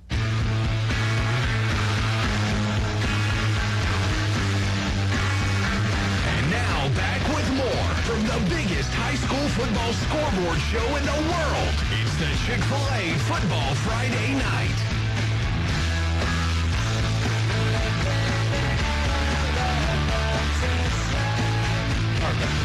Football Friday night halftime. Halfway point of the show. 229-241-1059 is our number. This hour of the show brought to you by our friends at Atlantic and Southern. They got a great lineup of compact and utility tractors to tackle all of your tough jobs. You can mow, you can load, you can haul it with a variety of attachments. Atlantic and Southern in Tifton. Go by and see them. Visit their website, atlanticandsouthern.com. Give them a West End call, 229-339-8010. Get your quote today. All right, real quick, Logan, do you have any updates before we run our scores at the quarters? Yes, Thomas County Central scores. Florida High still leads 21-7. All right, so 21-7, Florida High School over Thomas County Central. That game probably in the second. I know they had a bit of a delay down there, or they were talking about a delay. So I think we're all up to date, but Logan will tell me if we're not. Scores at the quarters this hour are brought to you by our new friends, the King Firm, against J.L. King and his law firm. When your case deserves more, you can call the King Firm to represent you. It's a local, small-town firm, but they understand the people, they understand the area, and they have the experience to take on and win the big cases. Again, check them out online at kingtriallaw.com. Scores at the quarters this hour. It is our Honda South Georgia game of the week. Thomasville leads Brooks County 14. Tift County all over Westover 34-0 for a lightning delay hit in Tifton. Marietta leading Colquitt County 18-7. No score update yet from Camden County in Columbia or Houston County in Perry. Northside Warner Robins leads Veterans 21-7. Ware County all over Cook 31-7. Appling 13-0 over Monroe. Florida High School 21-7 over Thomas County Central. Brantley County leads Charlton County 7-6. Brunswick 13-0 over Pierce. It is Berrien 20-0 over Long County. Early County leading Seminole County 24-0. Tied up at Milk Miller Field. Worth County, Turner County tied at 21. Atkinson County 21-7 over Bacon County. Also Lanier County leading Troutland 26-6. And Brookwood tied up with Weewa Hitchcock down in Florida. That's actually 12-6 Weewa. Weewa back at 12. You said that earlier. I forgot about that. Thank you, ma'am. 12-6 Weewa leads Brookwood. That's your scores at the quarters. Brought to you by the King Firm in Tifton. Back to the Bushwell Hotline. Hello, caller. How are you? Chris, Bert Crossman. How you doing, buddy? Hey, Bert. What's up, man? Man, I tell you, I heard you asking about Mitchell and Pelham, and you know, I'm a Camilla guy. That's where I grew up at. So I made a couple phone calls, and I actually sent you a text a few minutes ago, but you probably hadn't got it yet. But anyway, Mitchell is leading Pelham 6-0 in the second quarter. Pelham had the ball down inside Mitchell's 5, but the Mitchell defense held them and turnover on downs. Mitchell ball 6-0 in the second quarter. Man, now, so because you're from over there, Bert, you know that this is such a big rivalry. But now when Dondra Pinkins goes from Pelham to Mitchell, that thing got even bigger. I mean, that's and I can remember years ago when Mitchell Baker was in the heyday and Pelham was not. It was bad in Pelham, and this thing was just a laugher every year. But last several years, it's been a great rivalry. It really has. Yeah, I know Dondrill very well. He's he played ball at Mitchell Baker, I guess, back then, and went on to South Carolina where he played, and then came back, started coaching high school football, and ended up in Pelham, and had a lot of success down there in Pelham, and did very well, and made the move back to Mitchell County this year, back to his alma mater. So anyway, yeah, he's a really good coach, though. No doubt about it. So yeah, hey, I appreciate that update, man. Yeah, the National High School Football Network hasn't been as helpful in that way. They've been giving us crazy scores in that game all night. So I'm glad we got one from the source and the man in the know. Real quick, Tift area open tonight. They start their season off next week, correct? That is correct. Yeah, they were originally scheduled to play Community Christian. They, for some reason, canceled. We have rescheduled the team, Central Fellowship Academy. Not familiar with them, Chris. I know I think they come from that GICCA league where they won state last year. That's all I know about them. Looking forward to getting the season started. Yeah, we'll be at the Panther Pit next Friday night. Kickoff at 7:30. Let me tell you something. I got to spend time twice in the last 2 weeks with my friend Eric Soliday, the head coach of Tift area. If you guys know, he's coached around South Georgia a long time, so he's pretty well known. America's Turner County, Imperial, other places, including Tift area for the last several years. If you're around Eric, you think he tries to play that old country boy up there trying to coach these kids. That guy is such a smart football coach. It's scary, and he plays it to a hill like he's just some old, I'm just old boy from West Virginia. All this kind of. I mean, when you talk football with him, he's really bright, and he loves kids, and he loves doing the right reasons. So that guy is going to do a great job this year up in Chula. Yeah, he does. He does a good job. We're fortunate to have him. So anyway, hoping for a good year. Like I said, glad to call in tonight. You guys are doing a great job. Enjoying the show. I've been working on deer food plots this afternoon. So on the way home, I tuned in and picked up some updates. So anyway, I'm glad to do that. I love the story I got in the offseason. I ran into our buddy Wally Colson, who told me Wally Colwell, Wally Colwell, who said, we did playoff football. And I said, man, we've never done this before. They said, well, Beckham and Render do it on the radio. It can't be that hard talking on the radio if those guys do it. So, and he was right, by the way. So. I think Render gave him a few pointers, and he shared with me before we went on the air. Man, we had the best time. I'm hoping we can do it again. Maybe some away games. Maybe we can get back on the air. But Wally and I had a great time doing it that night. Appreciate the update, Bird. Anytime, man. Good luck this year. All right, Chris. Thanks. Take care, buddy. See you. There you go. So, in addition to his football knowledge, Eric Soliday is probably one of the hardest working coaches that we have around. So no doubt about it. Puts in the time. Again, so that update that we've been looking for, Mitchell County 6, Pelham 0. That's actually now 7-6 Pelham. Oh. I got an update as I've tweeted his score, and someone told me no, it's 7-6. Okay, there you go. And also, wasn't listening earlier. Also, apparently Pierce County has asked for a running clock in the second half. Not sure what that's about, but it's a reliable source that has asked for a running clock. I don't know. They're down 13 to nothing, yeah. And I don't know if that's just for the second half, but a reporter is we got to investigate that. Is tweeting that out. Gotcha. So. All right. Oh, and Brunswick scores 62-yard touchdown run. They now lead Pierce County 20-0 with about 5:16 left in the third quarter. I don't think that I've ever heard that before, that you request on yourself a running clock. When you're behind. Yeah. And not by something that's 20 reachable. Yeah, exactly. That's crazy. Let's see, real quick update, another touchdown. Lanier County Bulldogs on a 55-yard run, 33-6. They lead the Truton Vikings. Line 2, hello, caller. How are you? Hey, Chris, it's Adam. Pest. Hey, man, how are you? I'm doing good. Listening to the show and got the videos on YouTube, and right now they still under lightning delay. Do you have any idea what would happen being they're up 34-0? I know they just started the second quarter, but if they would have canceled, what would they forfeit? Would they replay it? What would they've changed that rule before. I know it used to be you had to play at least a half, but they can either if the coaches agree, they can call it a game, or they could come back and play it. They'll stay as late tonight as they can, especially give the It just depends. If it's a region game, it's different than a non-region game. But they may try to, they could say we'll come back tomorrow and play. How bad is the weather up there, Adam? Well, I'm not actually at the game, but I was sitting outside a minute ago, and it was lightning every 2 minutes or so. Pretty close to it. I'm about 7 miles from the stadium, so. Yeah. Sprinkling a little bit out there, but lightning's pretty rough, so that's not what I was wondering. I didn't know how long they would wait it out. I tell you got any updates. I don't know if you can get some updates for me up there or not. But. Yeah, I can, and I have a very good friend who's a retired official. I know I can reach out to, and he could probably give me that answer.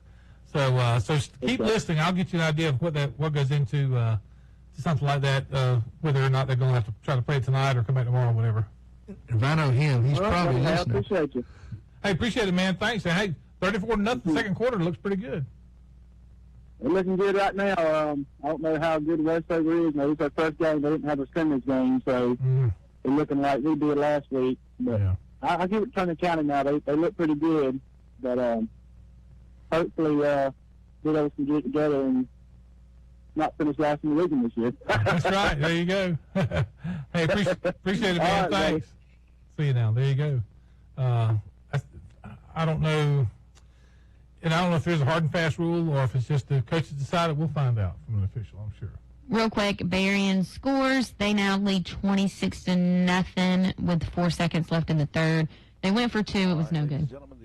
Also, our first score of the night from Camden County.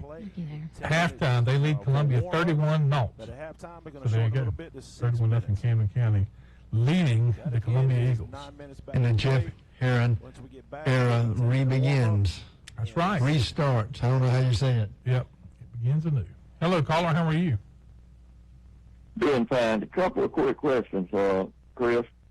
If school shuts down for the week and they don't get to play that week, or if a team has COVID and they don't get to play, do they reschedule or they forfeit, or what's the deal on that? Yes and yes, they can be. They can reschedule, and that's what a few of our teams have done. If the schedules allow it, they both have the same off week, and that doesn't always happen. But Cairo and Fitzgerald, I know, have rescheduled theirs for later in the day. But if they cannot reschedule, then the team who had to force the cancellation is charged with a loss. It is a forfeit. There is no more. Last year they said, okay, well, it's just a no contest. But not anymore. This year, the GHSA has said if you have COVID and you can't play, then it's a loss by forfeit. Okay, thank you. Yeah, ma'am. Thank you. 229-241-1059. I'm guessing the thinking is, and I don't, GHSA have to tell you for sure, but I'm guessing the thinking is that we know enough more about it now. But I don't know. You can certainly debate that, obviously. So, of course, in the definition of who's been exposed, continues to change. If somebody's vaccinated versus non-vaccinated versus, how long versus mask, and so, one of the things that I was a little thought that may cause a problem with the GHSA's new ruling on that or new policy on that was that it's going to not, encourage people to, report COVID outbreaks. Right. I could see, unscrupulous people just not saying anything because, we don't want to have to forfeit this week. That's right. Well, and I think, too, according to, state level, is you don't have to quarantine if you come in contact, is, I think, the guidance that is coming out of the state. So. That you do not have to? Mm-mm. Yeah. Like, they're not sending students home. So, Gotcha. That could be, it's one of those things we'll see as it continues to move forward. And you don't have to quarantine if you're vaccinated, Right. And, a lot of, circumstances. So, depends on, what percentage of these teams are vaccinated. Yeah. I love how the show works. I just said I bet there's a retired official who I bet can answer this. He just texted me, what question you got for me? So, somebody contacted him and said, hey, Beckham wants to talk to you about something. So our question is, Tift County's in a lightning delay, second period, 34-0. What are the rules? Does both coaches agree? Do they play it tonight? Can they come back tomorrow? At what point is it an official game? Or is there an official rule, or is it something that the coaches decide maybe beforehand? I know it can be different with non-region and region, but I just don't know exactly what that rule is. So, friend who is listening, and I appreciate you reaching out to me, if you can let me know that, I would appreciate it very much. And I'm looking at the weather map, and it looks like it is pushing out of Tifton, so that is positive news. It just depends on exactly where the lightning is in relationship to the stadium, I guess. And, listen, I don't know. By the way, Westover has a new coach, and I don't know him, obviously, but it could be 34-0 in the second period. Because we kind of decided this thing. So, let's just, let's call off the jam. But, again, we'll find out officially. Real quick, time for scores at the quarters. Again, brought to you by the King firm, J.L. King, KingTrialLaw.com. What they do is they make personal relationships, but they get the same results as the big city firms. J.L. has experience on the insurance defense side, so he understands how claims are approached. He understands how they're approaching that side, what motivates them to provide full and fair compensation for his clients. He does it every day with an impressive record. KingTrialLaw.com. Give him a call if you need those services. All right. Scores at the quarters again, Logan. Keep me straight on some of these. On the South Georgia game of the week, Thomasville 21-14. They have gone to halftime in the Rose City. Thomasville leads Brooks County. Tift County 34-0 over Westover. They're in lightning delay. Marietta 18-7 over Colquitt County. Camden County at halftime 31-0 over Columbia. Northside Warner Robins leads Veterans 21-7. Ware County leads Cook 31-7. Appling County 13-0 over Monroe. Florida High School leads Thomas County Central 21-7. It is Brantley County 7-6 over Charlton. Brunswick leads Pierce 20-0. Berrien over Long County 26-0. Early County 24-0 over Seminole. Turner and Worth tied at 21 to begin the second half. Atkinson County 21-7 over Bacon County. Also Lanier. Oh, my handwriting's bad. Lanier County leads Fruitland 33-6. Pelham leads Mitchell County 7-6, and Weewa leads Brookwood 12-6. Real quick, touchdown Gators. They now lead Cook 37-7. 37-7. Ware County bunch is awfully strong as we thought they would be. All right, there you go. That's our scores at the quarters. We'll be back with more after a 4-minute break. Stay close. We got more coming up, and right after this on the Chick-fil-A Football Friday night. In 1963, a true Valdosta tradition began with Waller Heating and Air. And ever since, they've been serving customers all over the region as a trained, authorized dealer. With offices in Valdosta and Thomasville, Waller Heating and Air is going strong today as they were voted the best in South Georgia for the 10th consecutive year. As a trained comfort specialist, Waller can handle your residential or commercial needs. So call Waller Heating and Air today, and remember, it's hard to stop a train. Farmers and Merchants Bank is a Southern tradition, just like high school football on a South Georgia Friday night. At Farmers and Merchants Bank, we offer a complete lineup of products and services to assist you in achieving your financial goals. Since 1907, we've been building a strong team by cultivating relationships and perfecting our services. So stop by and see what over 100 years of community banking can do for you. With locations in Lakeland, Nashville, Homerville, and Valdosta, we're a part of your hometown team. We're Farmers and Merchants Bank, member FDIC. Napa know-how. This August, Napa is having a garage sale, but not the kind filled with stuff you don't need. On the contrary, Napa has deals like Napa Full Synthetic Conventional Motor Oil for $18.99 a 5-quart jug, and $20 back by mail with the purchase of a qualifying Napa automotive battery. Plus, Napa has discounts on the essentials to outfit your garage from top to bottom. Take a look for yourself at the Napa stores in Valdosta, Lake Park, and Hayhira. Napa know-how. If you've been injured in a major wreck, you need the best offensive strategy to win the compensation you deserve. It's time to call J.L. King, a South Georgia lawyer with experience in small towns and big cities across the state. As a former insurance defense lawyer, J.L. understands the game plans big insurers roll out against seriously injured individuals and has won millions of dollars on behalf of his clients. For personal injury, automobile or truck accidents, call J.L. King, South Georgia's personal injury attorney, because your case deserves more. That's the King Firm at 229-515-8585 and KingTrialLaw.com. What's up? This is Riley. And a little thing I love about the Chick-fil-A Grilled Chicken Club sandwich is the applewood bacon. It's savory, and then it's also kind of sweet. And I think the combination of bacon with chicken and Colby Jack cheese, it just really knocks it out of the park.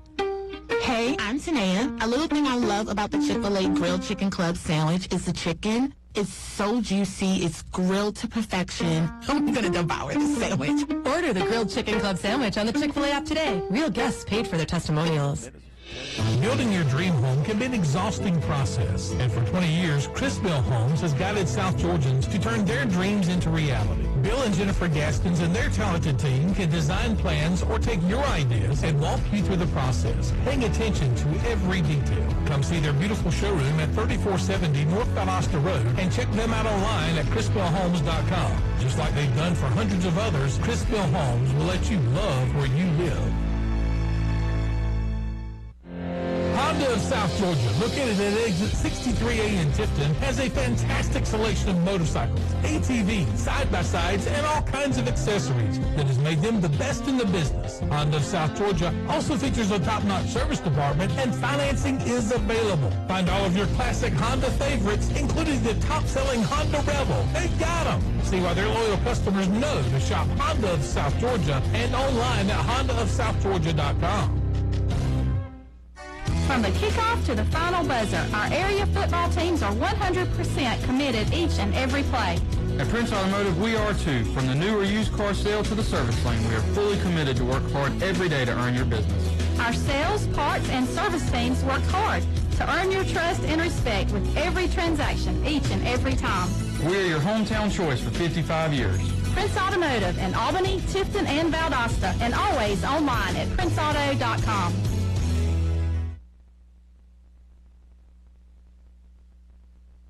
Identification, please.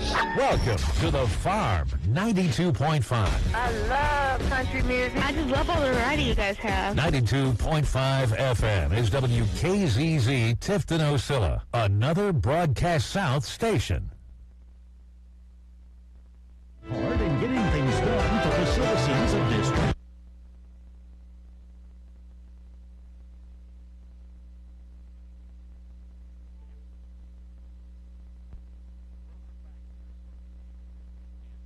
A weather delay and lightning delay, and of course my son's telling me what I need to say here coming back from this weather delay, but we are about 10 minutes out from starting the second quarter with 9:49 left to go in the second quarter. Tift County up 34-0 over the Westover Patriots. Of course, Clint talked about before we kind of had this long delay. You've been listening to the Beckham show and the call-in show. This is their first game, so that we are seeing a lot of penalties and a lot of things that are going wrong because we saw that last Thursday night, Clint. We did. Like I said, coaches, whoever you talk to, they will tell you that the biggest improvement is from week 1 to week 2, or the first game to the second game. Tift County had their scrimmage last week, so they were able to see things on film, were able to kind of maybe work out a few kinks on both sides of the ball. Westover had their preseason scrimmage called off because they had COVID issues. So this is their first time on the field with a new head coach, a new regime.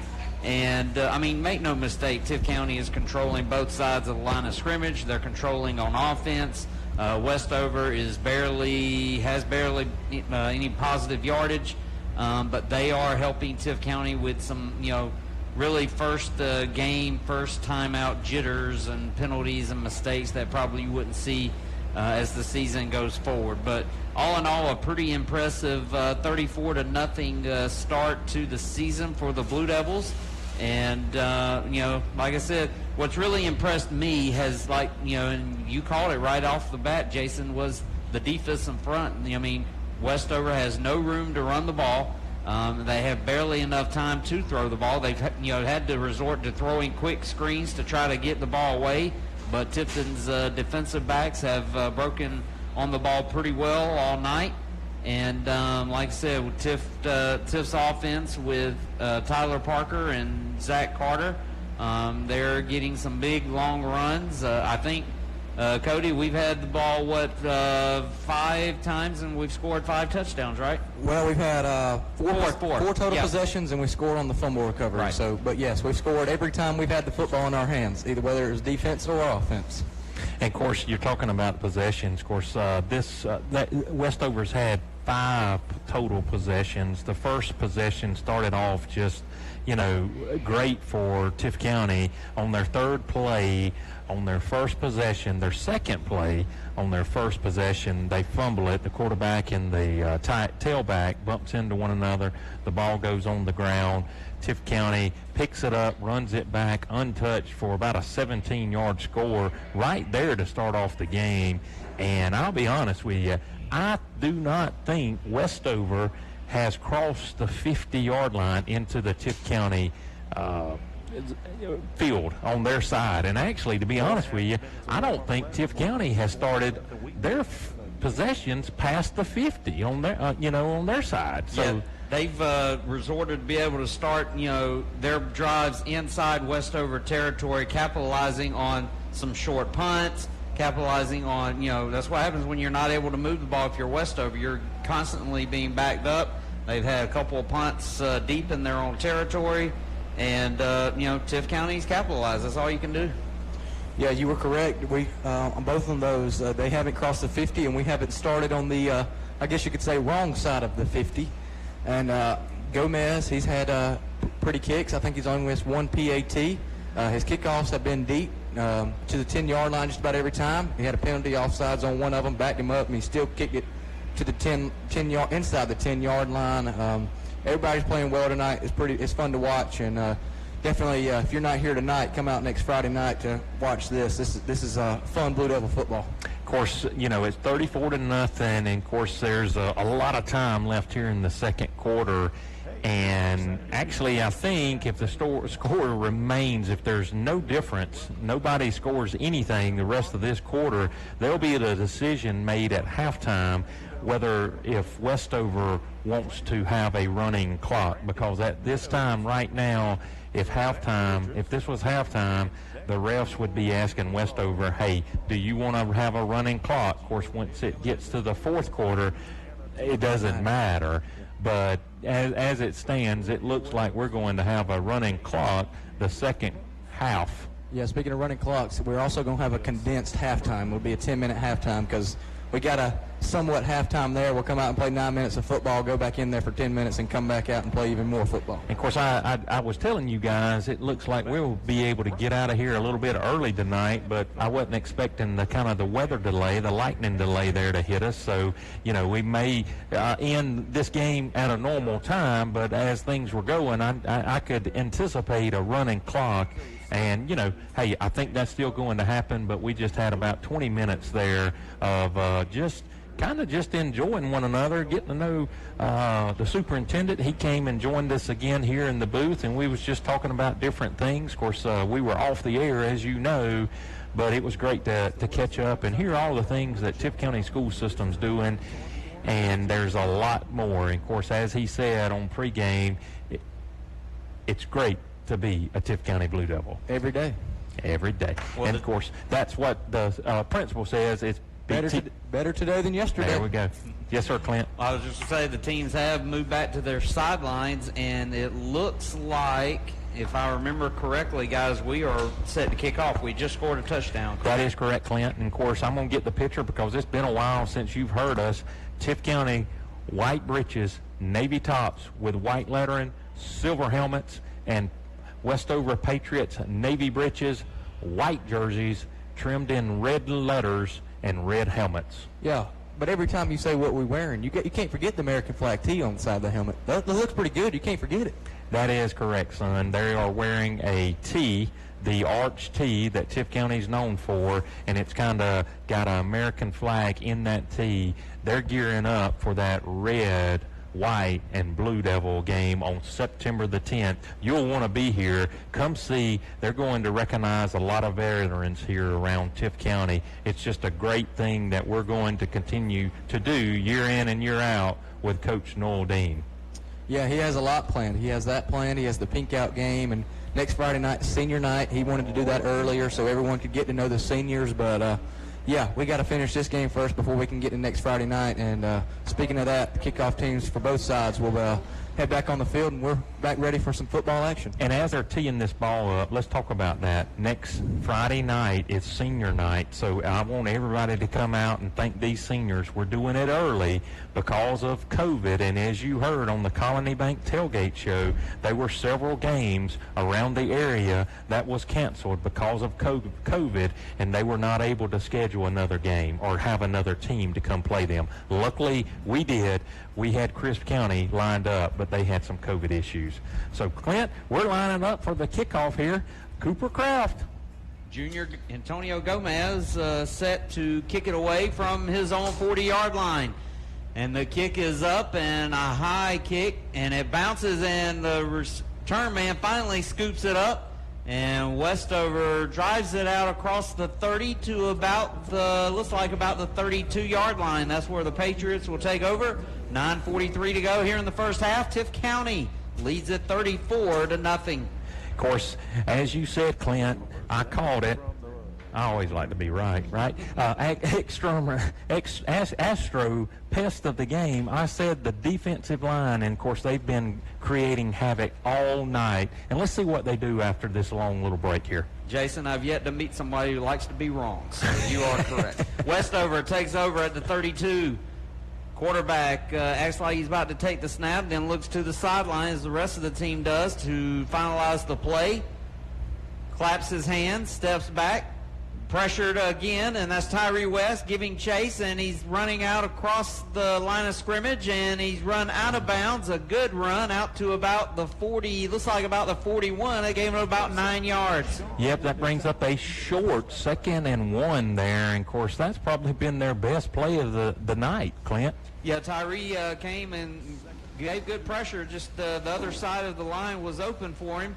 And he was able to scamper for about 9 yards. Brings up a 2nd and 1 for the Patriots. 3 wide receivers outright.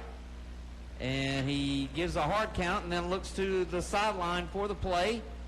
Westover looking to get on the scoreboard for the first time this year. Quarterback takes the snap, hands off, and the running back is stuffed back at the 40-yard line. That'll be, looks like a loss of about a yard there as he could not get back to the line of scrimmage.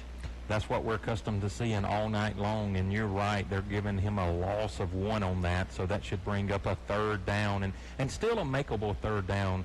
3rd down and maybe a short 3.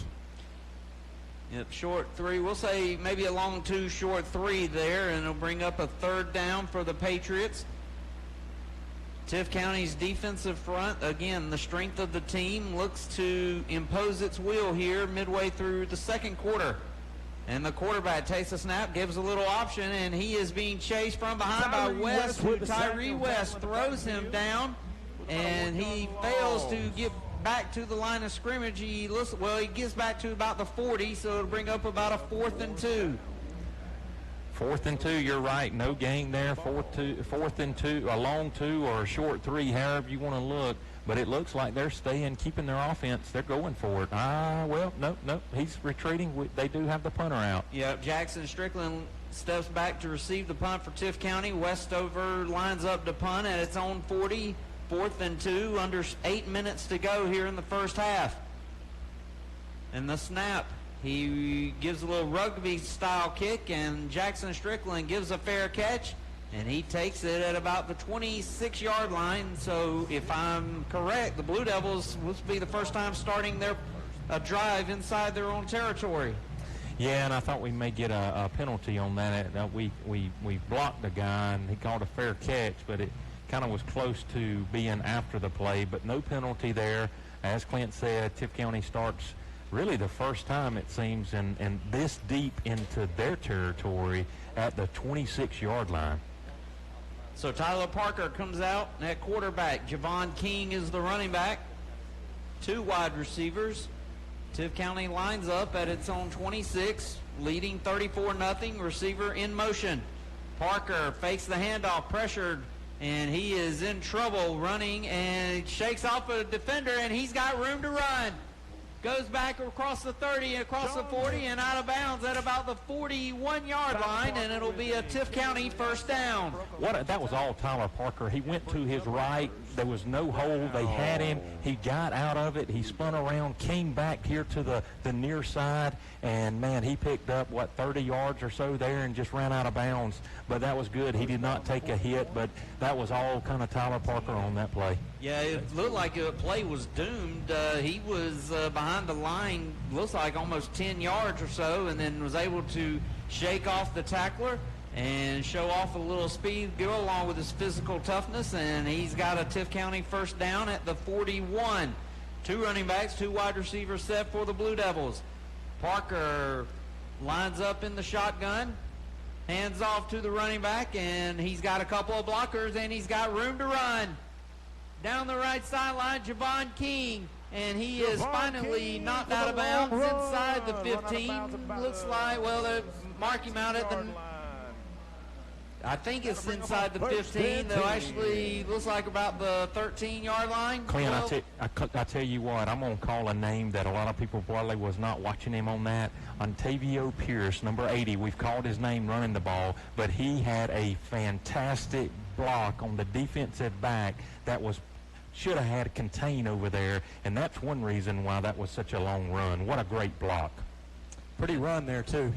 He got out to the outside, kind of pushed his lead blocker in front of him, got out to the outside, and a big 40-yard run there by Javon King. Carter lines up at running back. He shifts out to the left, and they hand the ball off to Javon again, and he's inside the 10 this time.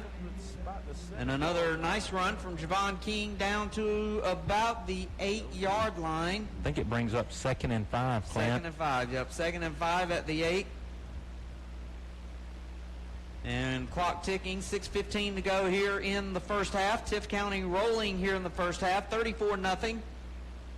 Blue Devils have scored on every possession. This one started for the first time inside their own territory. We weren't in it long, though. No, we were not. That's true. Receiver in motion. Parker takes the snap, and he keeps it, and he is surrounded by a bunch of Westover defenders, and there is a flag down, and this is normally in the area of holding. Yeah, I think there's going to be a hold called on the play right there. He kind of lost the yard, so we'll see. It's going to move us. Yep, they're already kind of backing us up. They call it's a holding on us, so they'll back us up a little bit more, but that's okay. We'll just run it in with them a little bit farther away, Clint. Yeah, I think they marked it at the 10, so yes, they'll mark it back at the 20, and it will bring up a long second down, and looks like he's going to need 17 yards. Yep. So 2nd and 17, 5:49 left here in the second quarter. Tift County 34, Westover 0. And Tifton comes out in the 3 wide receiver look, out wide right, running back to Parker's left.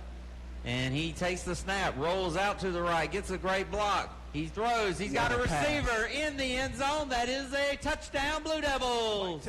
Mike Taylor, Jason Cody's classmate, with a touchdown. Blue Devil in the end zone. That's 2 classmates right there connecting to each other, man. That's 2 awesome. juniors. I'm telling you, Jason Cody will hear about that Monday morning at school. Great throw by Tyler Parker. He kind of rolled out to his right, and Mike Taylor found him in kind of the corner of the end zone. So that makes it 40-0. Another Blue Devil in the end zone. And again, a great block from the running back. I'm not sure if that was Javon there, but it was. He allowed Tyler to get open and complete the pass, and the extra point from Gomez is good. And with 5:38 left here in the second quarter, Tifton increases its lead. It's now 41-0. Clint, that was the 5th possession of Tift County's had. Another Tift County touchdown. And I said it, I think, before we had the lightning break. Hey, if we continue this, of course, Superintendent Hathaway was saying that we're going to win a lot of games this year right here at the Brody. Of course, we've got 8 home games, so you come out, and if you're not here, just listen to us on the dial. Of course, you can bring your Walkman, like I said last week, and listen to us as you're here in the Brody. But we're going to win a lot of games. If we keep scoring on every possession, I like our chances, guys. Hey, it's fun to call football games when we score a lot of touchdowns. I know. Guys, we've talked about Clint. Of course, he's our new found friend for this year. He's joined our broadcast. Clint Thompson, it's great to have him up here in the booth with us. And we were just saying, he doesn't know any difference. No, I mean, you guys brought me in, and, for the first, quarter and a half, this is fun. This is fun to see touchdowns, to see defense played the way it was meant to be, stopping the other team, and it's been an impressive first half for the Blue Devils. And Tift County will line up at its own 40-yard line to kick away. Gomez again getting a workout here in the first half, and he comes forward and delivers another high kick, a little short, takes it at about the 18-yard line. And Westover, and he doesn't get much, gets back to about the 27, 28-yard line, gain of about 10 on the return.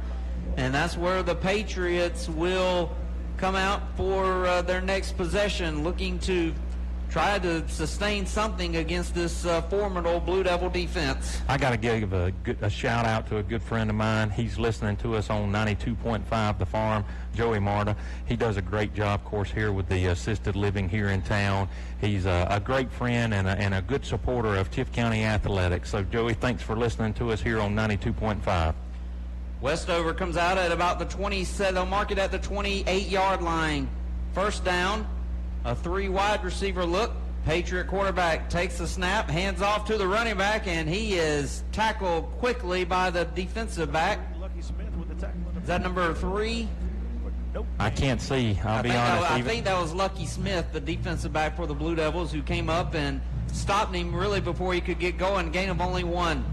And if they gave him one, it's a short one. It looks like it's a long 9. Let's say 2nd and a long 9 yards. Yeah, I think he got about 6 inches on that. So it'll bring up a 2nd down and 9 for the Patriots, looking to get on the scoreboard for the first time this year. Westover takes the snap, fakes the handoff, quick throw out to the right, and he breaks a couple of tackles and is able to get across the 30 to about the 33. Well, I'm telling you what, he got away from 1 or 2 Blue Devils, but there was about 6 more coming after him. Coach West has got these Blue Devils going to the football. Down on it's one of those things you want the first tackler to get him, but if he doesn't, you'd like to see that pursuit. If you're a defensive coach, see everybody flying to the ball. Brings up another 3rd down and about 5 to go as the train is coming behind us with the train horn. Perfect time for a train horn on 3rd down, man. you're used to hearing a sound effect at football games on third down. We don't need it. Westover lines up, third down. Wide receiver in motion. Quarterback takes the snap, tries to run to the left, and he is not able to even get close to getting back to the line of scrimmage. Loss of about 4, maybe 5 back to the original line of scrimmage. Brings up another 4th down and 9, or long 9, let's say that. So they went backwards again.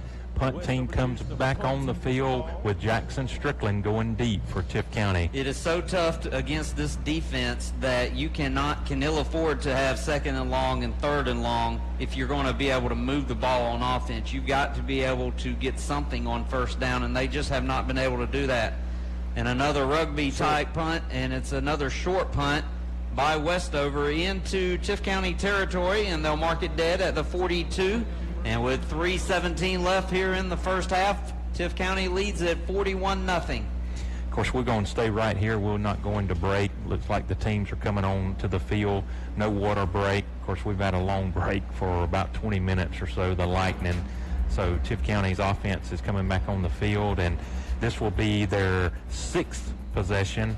And let's not stop now, guys. Let's go ahead and get another touchdown and score here. Let's make it 6 for 6, and let's go up 48-0. Right now it's 41-0 with 3:12 left to go here in the second quarter as Tift County is coming on to the ball. That's back-to-back 3-and-outs for Westover. They had a turnover on downs in between them, but out of their 7 total possessions, they've had 5 3-and-outs.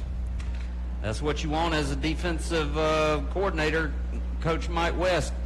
And Tift County takes over. Quick throw from Parker, and the receiver takes it, and he was trying to make a move. I think he just lost his footing as he goes down to about the 45-yard line. Tim Wright with the catch. Yeah, he just slipped. His foot went out from under him, and it was a nice play, but brings up a 2nd and 7. And Tifton will go quickly to the line of scrimmage. 2 wide receivers out wide right. And Parker takes the snap, hands off to the running back, and powering his way near midfield is Carter. And they'll actually mark him down at midfield. 3rd and 3. 3rd and 3 for the Blue Devils.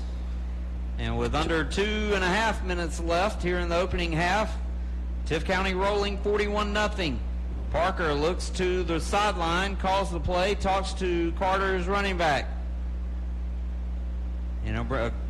Third down for the Blue Devils.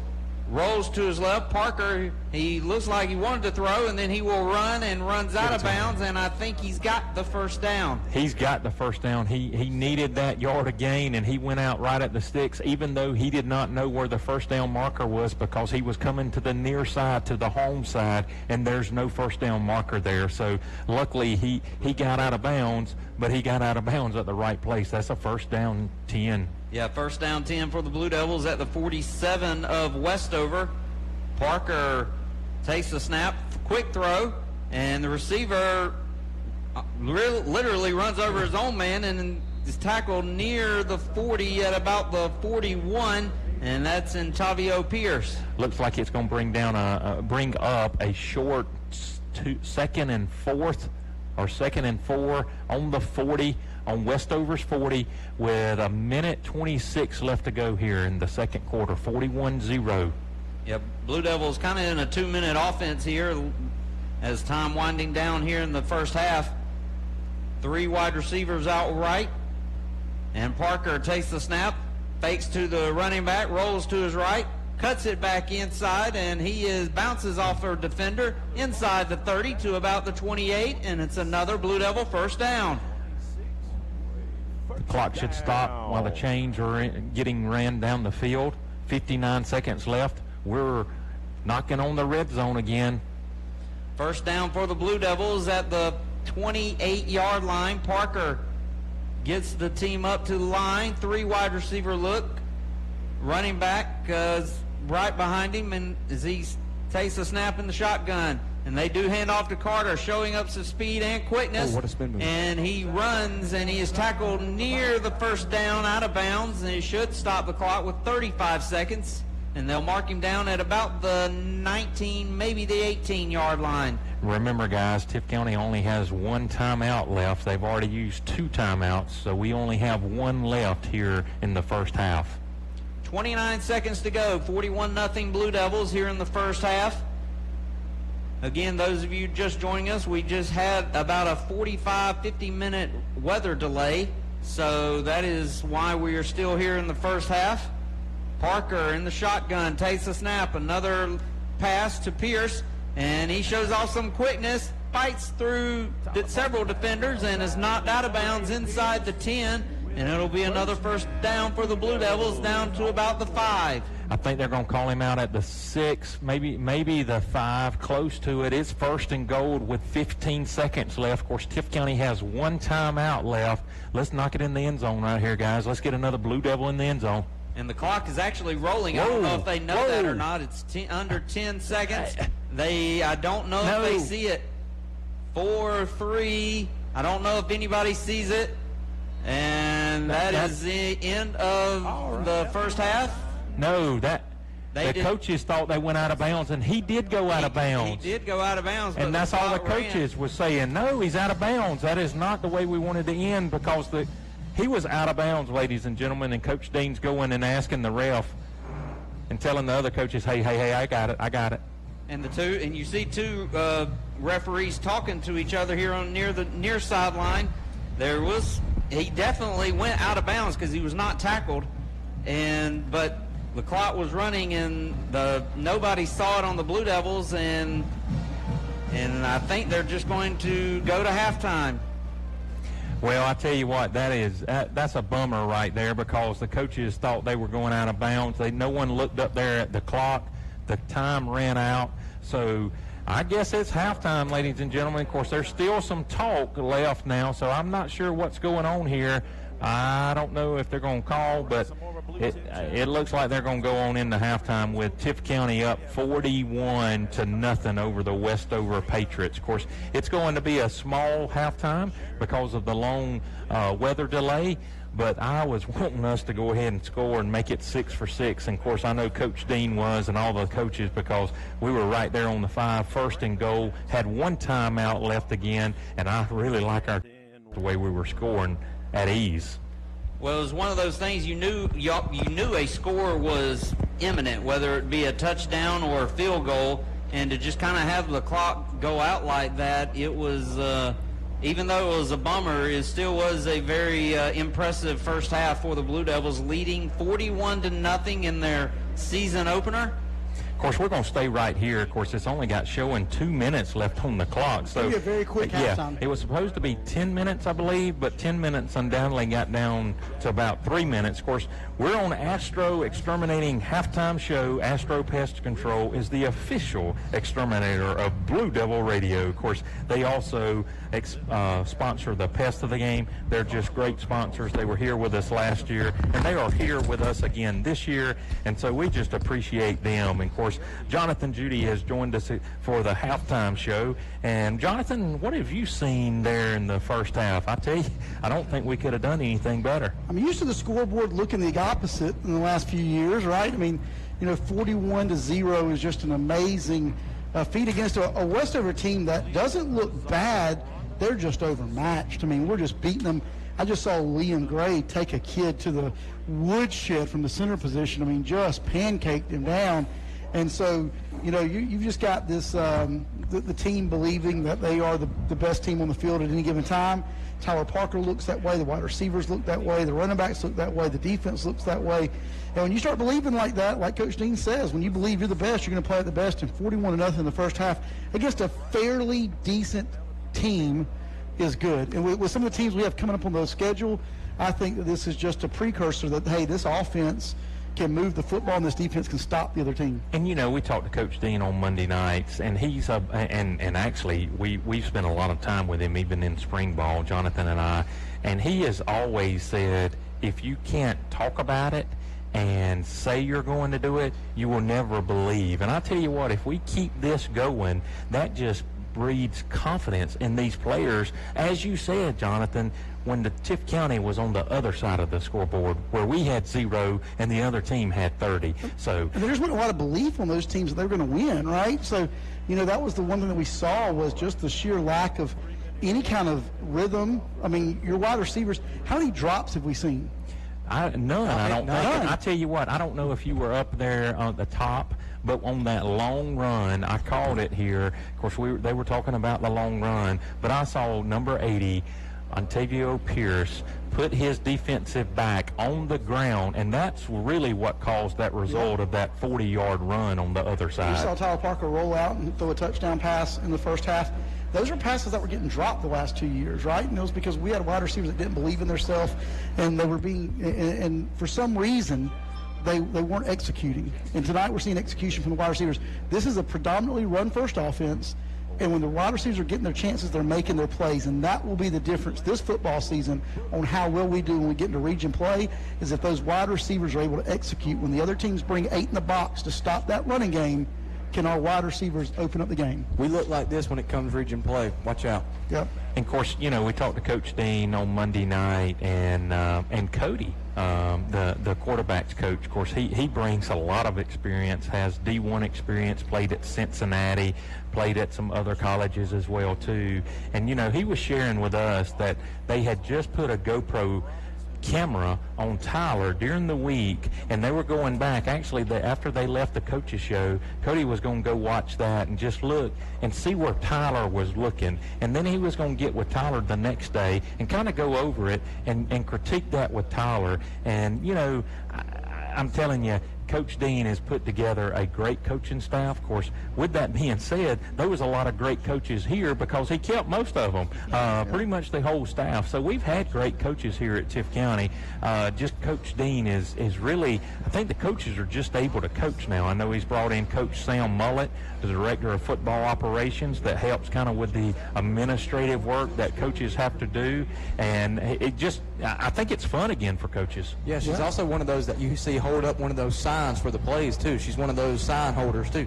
And Jason Cody's referring to, and we talked about this again on Coach's Show. So if you're not listening to us on Monday nights live from Buffalo Wild Wings, listen to us here on 92.5, or better yet, come join us. We want to fill up that restaurant. We want to have a lot of fun there and just fill it with Tift County Blue Devil fans. But Jason Cody's referring to, and because we talked about, some of the signs has Detroit Lions on it, I Love New York, and all the things that they hold up. And of course, we're 23 seconds away from the kick.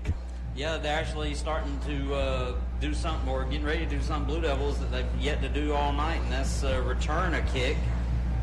Tift County has scored on every possession. Westover has yet to score. And that is what's led to a 41-0 lead. It's a quick halftime because of a long weather delay in the first half. And we'll get you some scores here after this Coopercraft kick. And, of course, this is the first Coopercraft kick that we can call from Westover Patriots. We like that. So Blue Devils set up to return. It looks like, is it Jackson Strickland? And I can't tell who the other return man is. And Westover kicks it away, and it's actually a line drive, and it goes straight out of bounds. And they will throw a flag at about the 35-yard line is where Tift County is where the ball went out. So I'm guessing they would take it there, or who knows with these penalty flags that go out of bounds. Kind of depends on the coaches, I think. I think they set that ball at the 35 when it goes out of bounds, Clint. They bring it back to the 35. It's automatic start there at 35. Yep, that's right. So Tift County will come out. It'd be interesting to see if there's any changes to the offensive lineup, leading 41-0. If we'll see a new quarterback, and I think we will. Yes, that's number 11. Number 11, it is Carlton Brannon. So Tyler Parker, an impressive first half, but his night is done. And Tift County will line up at the 35. One wide receiver out right and left, and there is a flag, a false start on the Blue Devils. That's actually going to be a delay of game. We ran out of time on the play clock. Okay. So, and the clock is running, guys. We've got a new quarterback in there. Of course, it's supposed to be a running clock. Well, it's not. It was. Westover has agreed to run it in the third quarter. All right, Tift County will line up now, 1st and 15 at their own 30. And Brannon keeps the ball and face to the running back. Keeps going.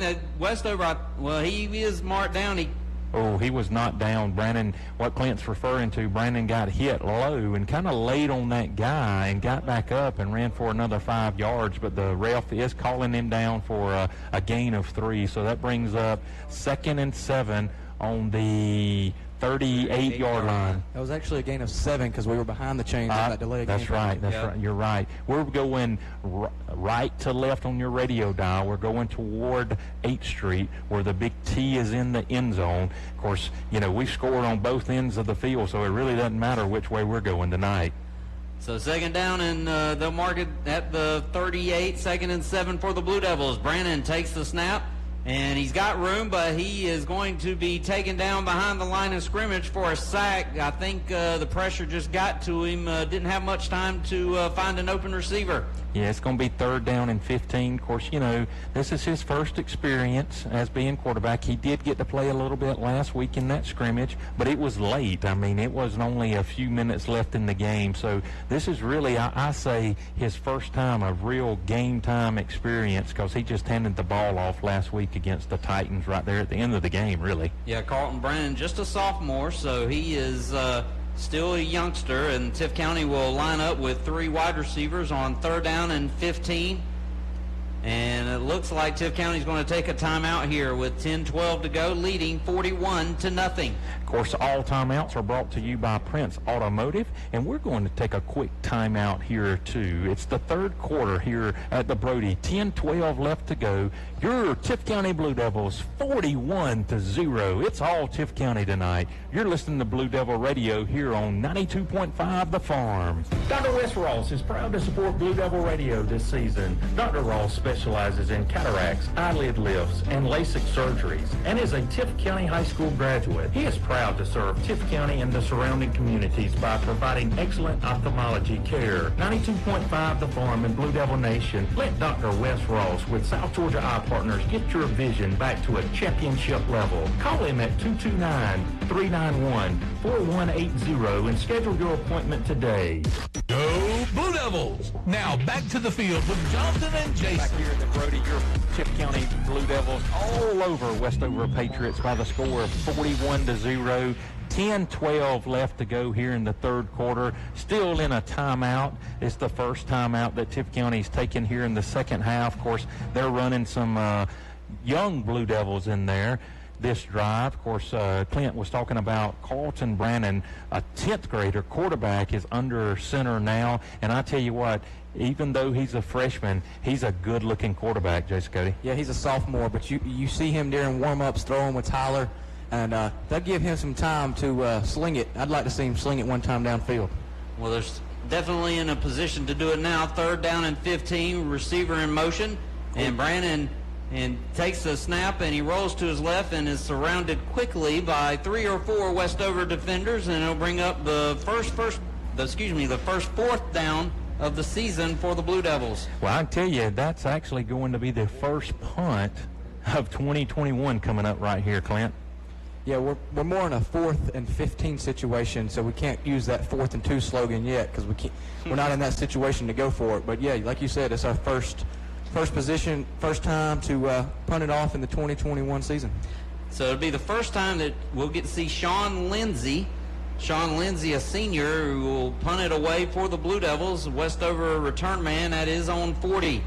And the snap, and Lindsay punts it away, and it's a short kick taken at the 48. And he is going to bounce his way up to around midfield. Good coverage by the Blue Devils. Looks like they're going to start right there in the heart of the Navy T that's painted there in the middle of the field, right there at the 50. Of course, you were talking about the first punt. Of course, I'm not complaining. I hope that we don't have to call the punter's name anymore. I'll take that. So Tift County will come out on defense, and unlike the offense, looks like we're going to see a lot of the regulars, first-teamers coming back on the field here in the 3rd quarter. 9:07 to go here in the 3rd. Westover trailing Tift County 41-0 Again, this is their first time on the field. They did not have a scrimmage, so Tift County is, and like everybody else, seeing them for the first time. Westover quarterback takes the snap, hands off to the running back, and he is stuffed behind the line. Sean Lindsay down there on the bottom of that pile comes up, and it's about and they'll actually mark him back at the line of scrimmage. Well, I'll tell you what, Sean Lindsay was actually in the best place because he ran up to the line of scrimmage and the defensive line was just there and hit him back like a pinball. And Lindsay was behind about 3 yards and finished tackling, but they gave him the line of scrimmage as his gain. Yeah, I think that's a generous spot there. 2nd down and 10 from midfield. Westover, quarterback in the shotgun, fakes the snap, throws out to his left, and he's got a receiver and he's knocked out of bounds by a pair of Blue Devil defenders, and it'll just short of the first down. Looks like a gain of about 9, and it'll bring up a 3rd and 1 for Westover. That was a pretty completed pass there by the Westover quarterback, and while we're in the booth and can't feel it, I see the Westover cheerleaders putting on their ponchos, and I look down to see the bleachers, and it does look like a little bit of rain is also coming down. You sure that's not confetti? Yes, there is confetti still falling, but yeah, I do think it's a little bit of rain. Looks like the bleachers are getting wet. It's a little rain. Quarterback hands off to the running back, and I believe he's got the first down. And is that the first down for Westover, or have they? That is not. That's their second. First down for the Patriots, and he'll take the ball inside the 40 to about they'll mark it at the 39. Clint was talking about we have had a lot of confetti here tonight, and it looks good. There's a lot still on the field, but we are experiencing some a little sprinkle. Some people are heading to get up under the shelter. And Westover quarterback takes a snap, looks to throw, and that is about a yard or two too high for the receiver. Yeah, it was overthrown pretty good bit. Number 4 for Westover leaped up, but it still was a good 5 yards out of his reach. So that brings up a 2nd down and 10, the ball on the 39. Number 4 is not that small either. So to throw over him, that's pretty impressive. And it is a running clock, guys. 6:40 left here in the 3rd quarter. 2nd down and 10 at the Blue Devil 40. Westover quarterback takes the snap. Fakes it to the running back, running out left. He is hammered, and the ball pops right in the air, and the Tift County Blue Devils have recovered. Sean Lindsay, he has had a well of a first game of the year.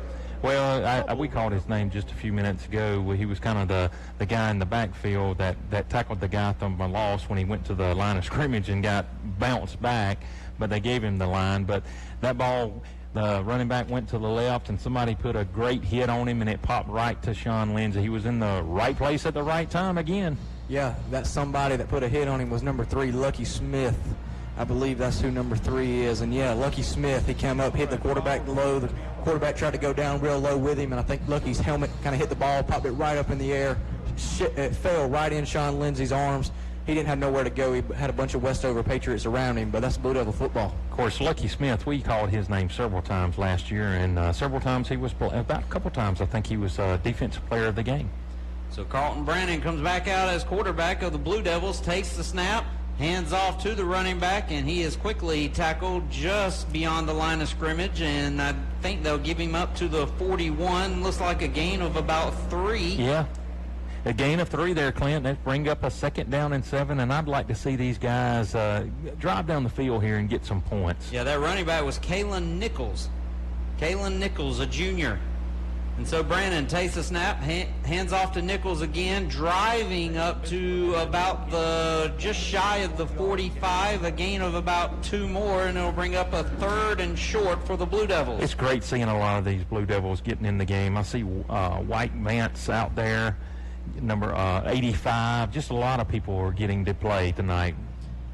Brandon takes the snap again. Nope, he keeps it this time, and he drives across midfield into Westover territory, and Tift County has another first down inside the midfield. They'll mark it down at about the 48 with 4:40 remaining here in the 3rd quarter. Of course, we've talked about Carlton Brannon that's playing quarterback now, the sophomore, pretty big kid. You just saw that. He carried about 3 Westover. Brandon takes a snap, hands off to Nichols, right up the gut of the offensive line, and he crosses the 45 to about the 44, a gain of about 4 on the play. brings up a 2nd and 6 here with, of course, a running clock. 4:14 left here in the third. Tift County up 41-0. It's been all Tift County. It's been a great time to be a Blue Devil. Of course, any time's a great time to be a Blue Devil. Brandon takes the snap, hands off to Nichols, who's driving, and he is hit just as crosses the line of scrimmage, gain of about a yard to about the 43, and it'll bring up about a 3rd and 5 for the Blue Devils. Of course, Carlton and the running back, I wasn't sure who was going to take the ball. He kept that in his belly a long time, and I was thinking he was going to pull it out, but he did not. And Tift County actually subs in a couple of new offensive linemen here on 3rd down and 5. Brandon takes the snap, and he keeps it this time, goes up the middle, dragging defenders inside the 35 up to about the 31, and it's another 1st down for the Blue Devils. Great run there. Of course, he kept it in the ball in the tailback's belly for a long, long time, and then decided to keep it this time and ran right up the middle and broke a few tackles and moved the chains.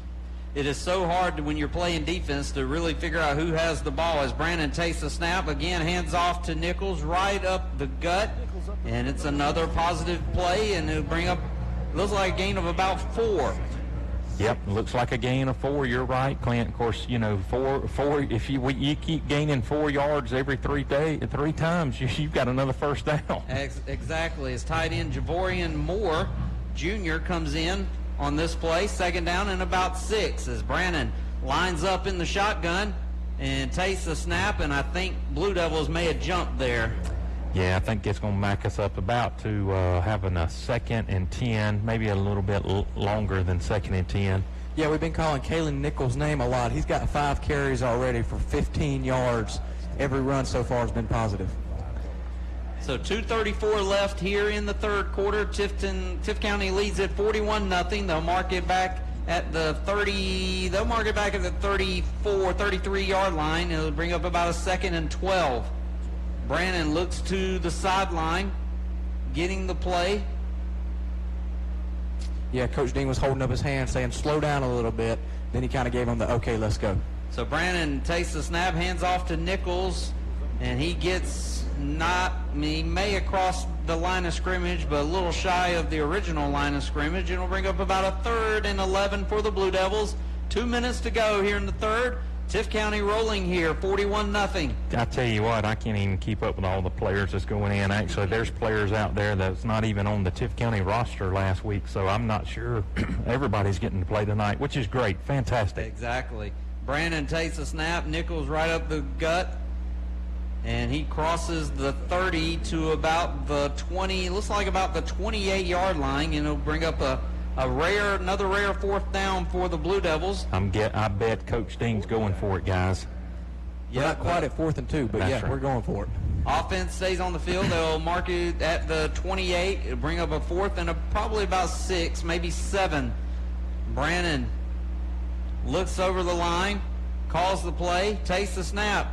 Huge pressure. He drops the ball as he's hit, but he is going to be surrounded by 4 or 5 defenders.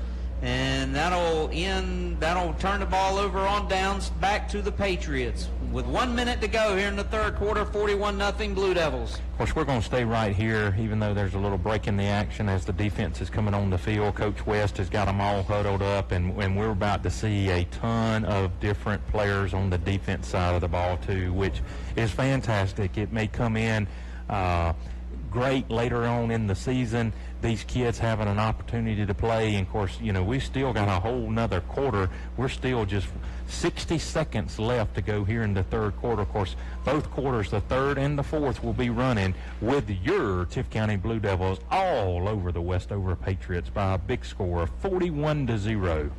Westover will line up at the 33. And the quarterback in the shotgun. The Patriots have yet to score here in 2021.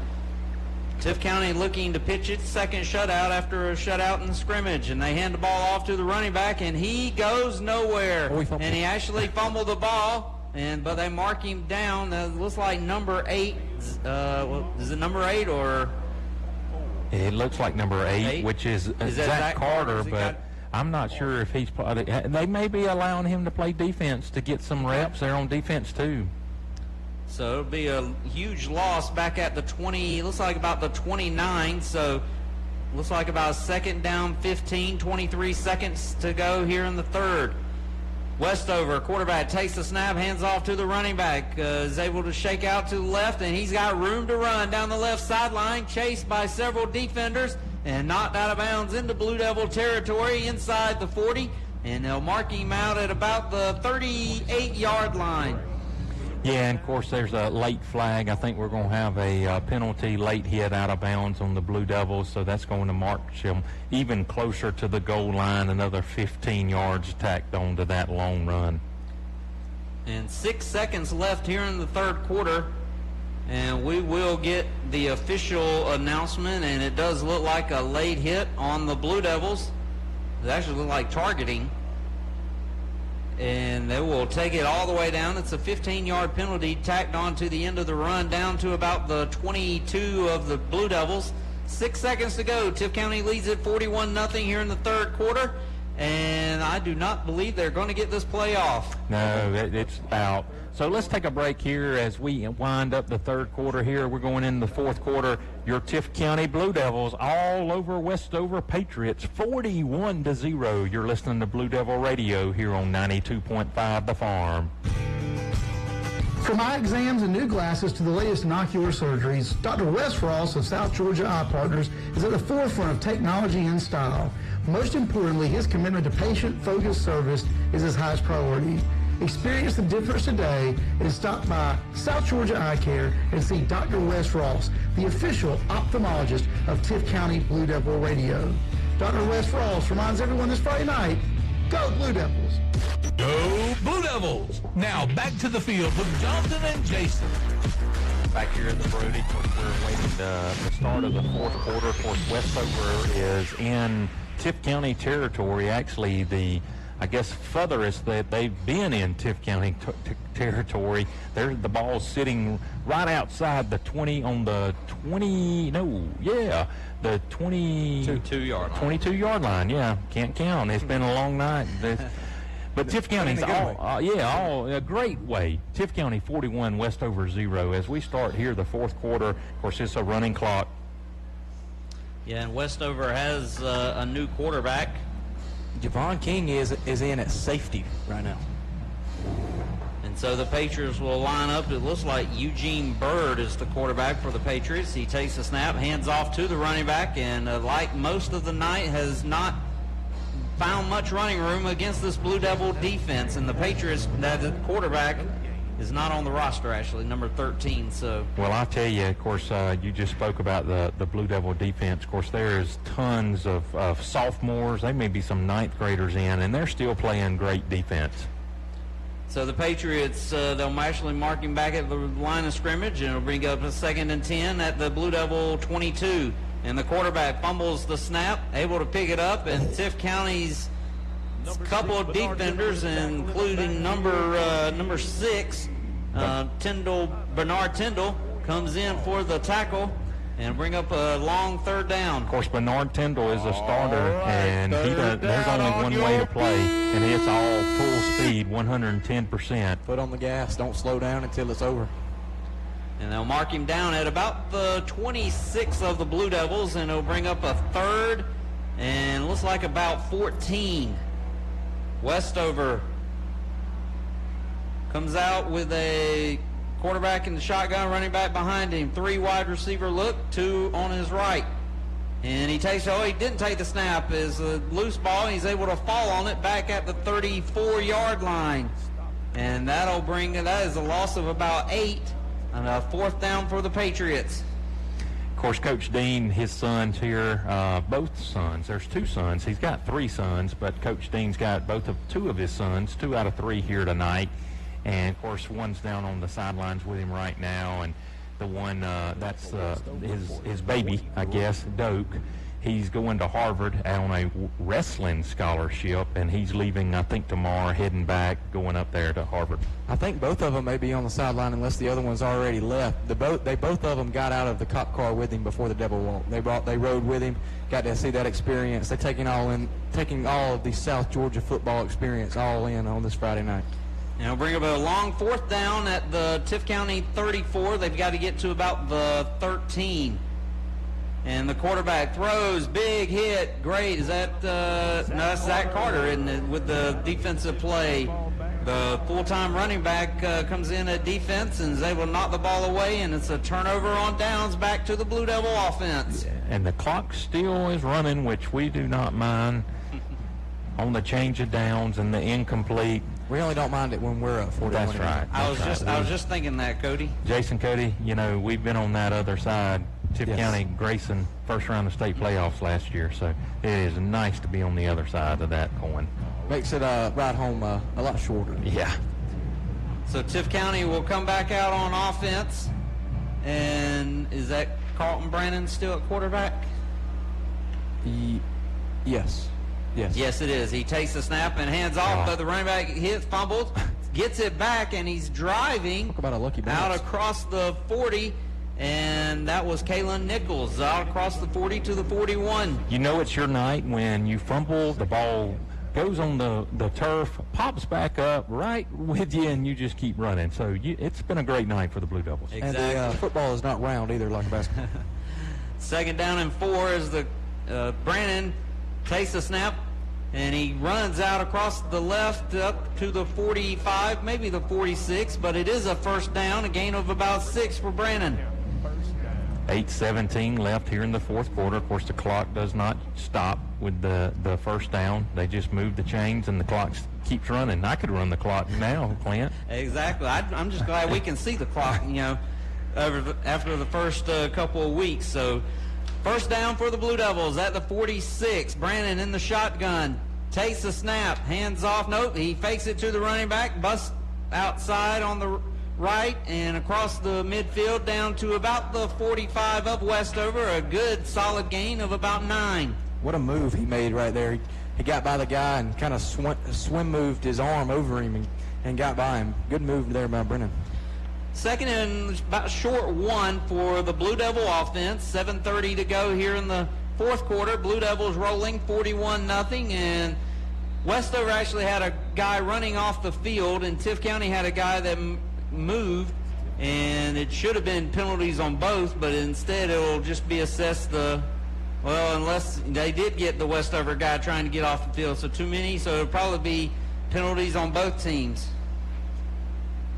Nah, they're going to call it on tip. Well, you're right. Yeah, it's a legal substitution.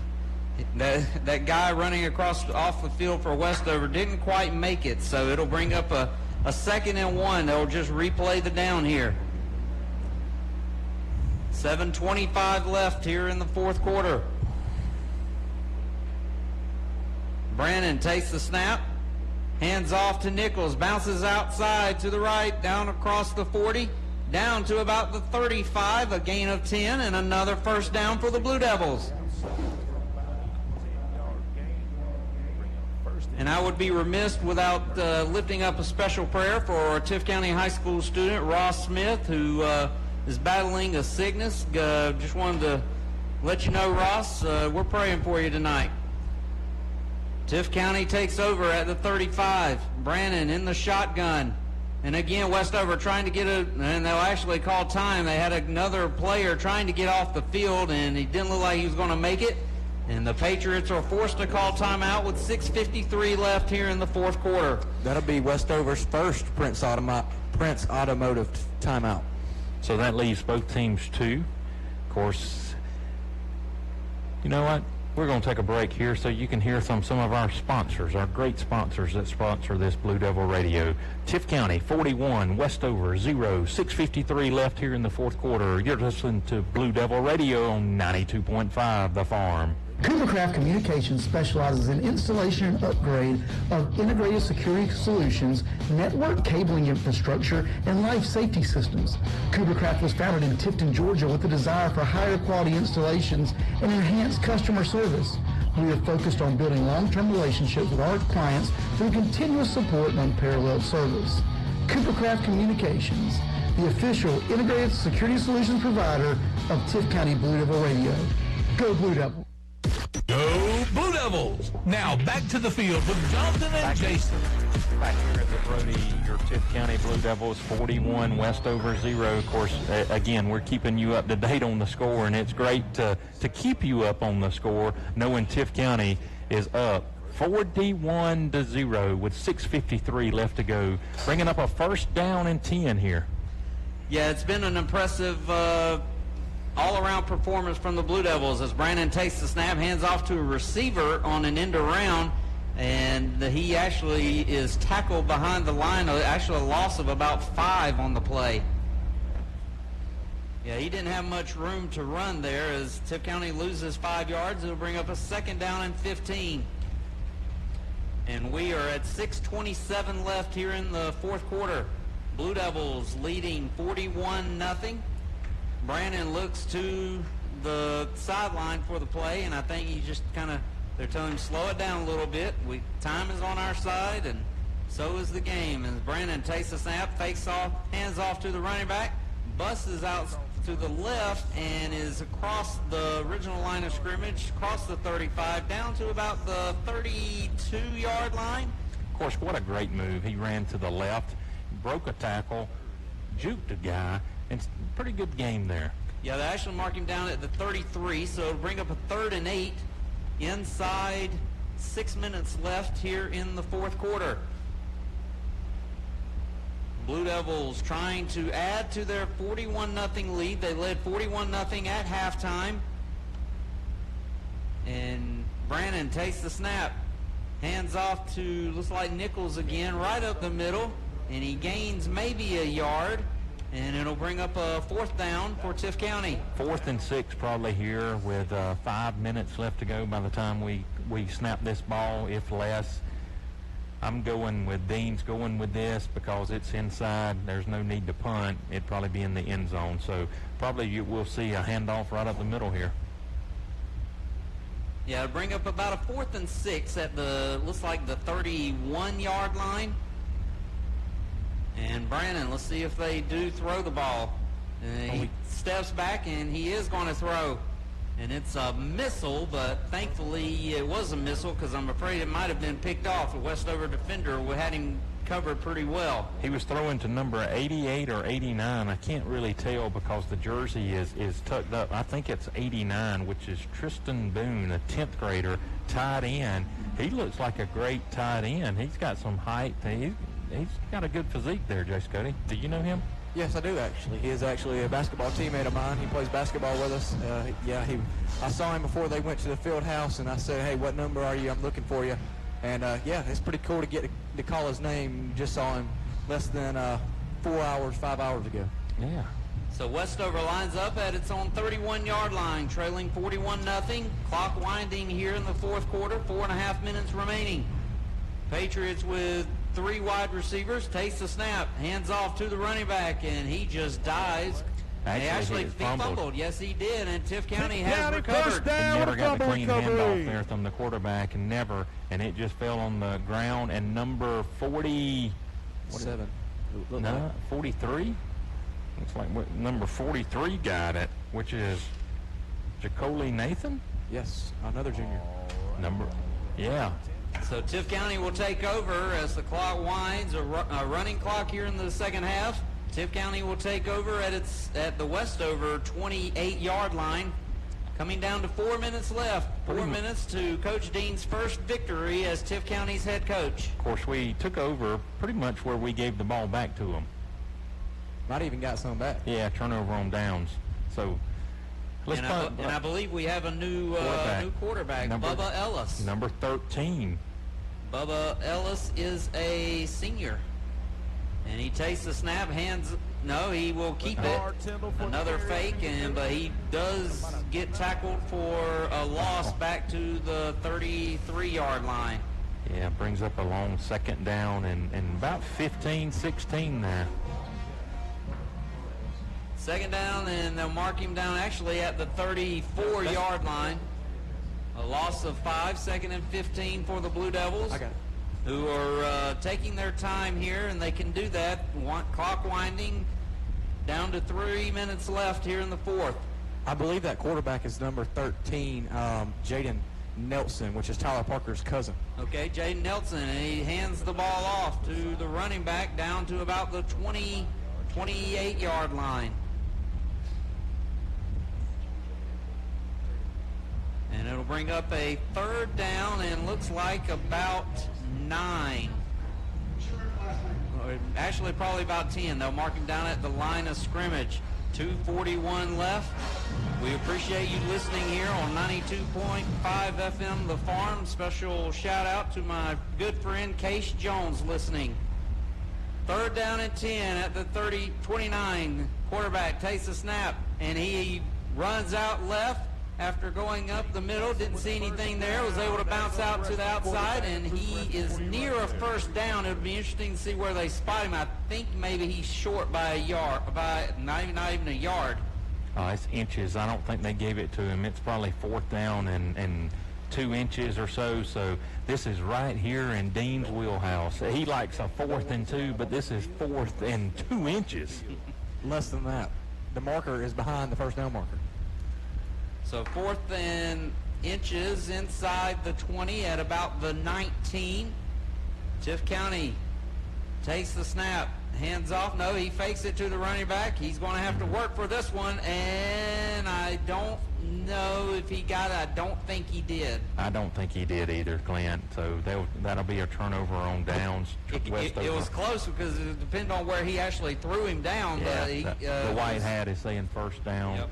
Westover. So Westover takes over with 90 seconds left to go in the game, and they should get maybe one play or 2 plays before the clock goes to 00. Of course, it's been a running clock all the 3rd and 4th quarter because Tift County, it's all been all Tift County tonight, 41-0. You're talking about running the plays. I take a bet. I say they take a knee. I'll take that bet. I'll take that. Of course, the 3rd quarter went by in 12 minutes. We started the 4th quarter around 10:15. Sometime around there. That's when the 3rd quarter ended, so give or take some time.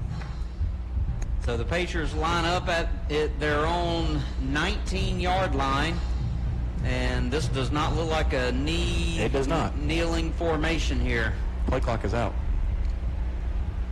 Reset. See if they let them just go with it, and they will.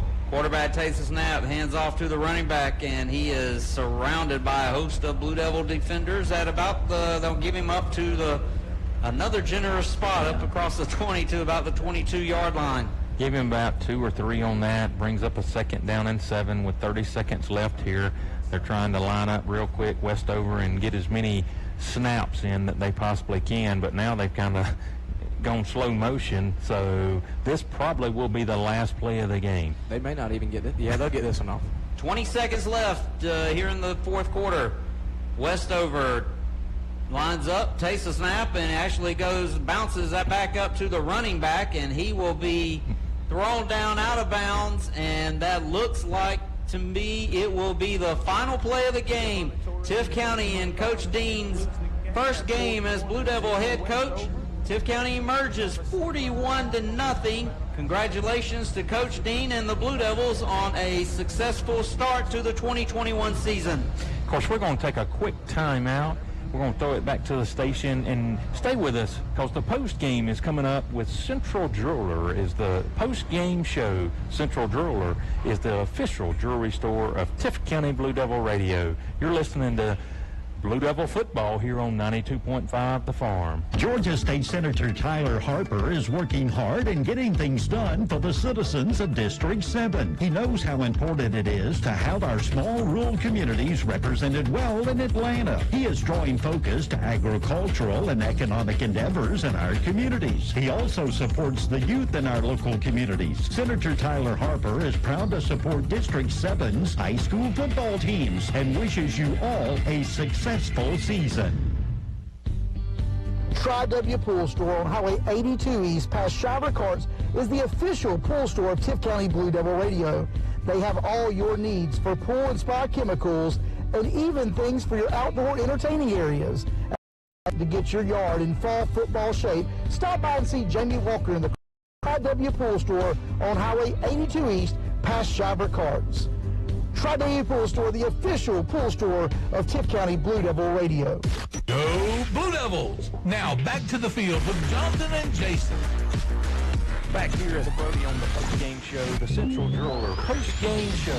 Central Jeweler is the official jewelry store of Tift County Blue Devil Radio. Of course, let's just run through the sponsors because they've all been fantastic. Thank you for your support. Of course, there's still room to jump on board if you still want to sponsor this Blue Devil Radio, where we are bringing Tift County Blue Devil football to you all season long. Colony Bank, they bring the tailgate show. Astro Pest Control, of course, we talked about the pest control or the pest of the game, and it was the defensive line. Of course, they sponsor the halftime show as well. Parent Farm Equipment, of course, brings the high school and college football pick'ems. Kincaid Insurance, Gina, Ashley, Gary, all of them there at Kincaid. They're great sponsors of this Blue Devil Radio. Tyson Steel, of course, I just called Central Jewelry.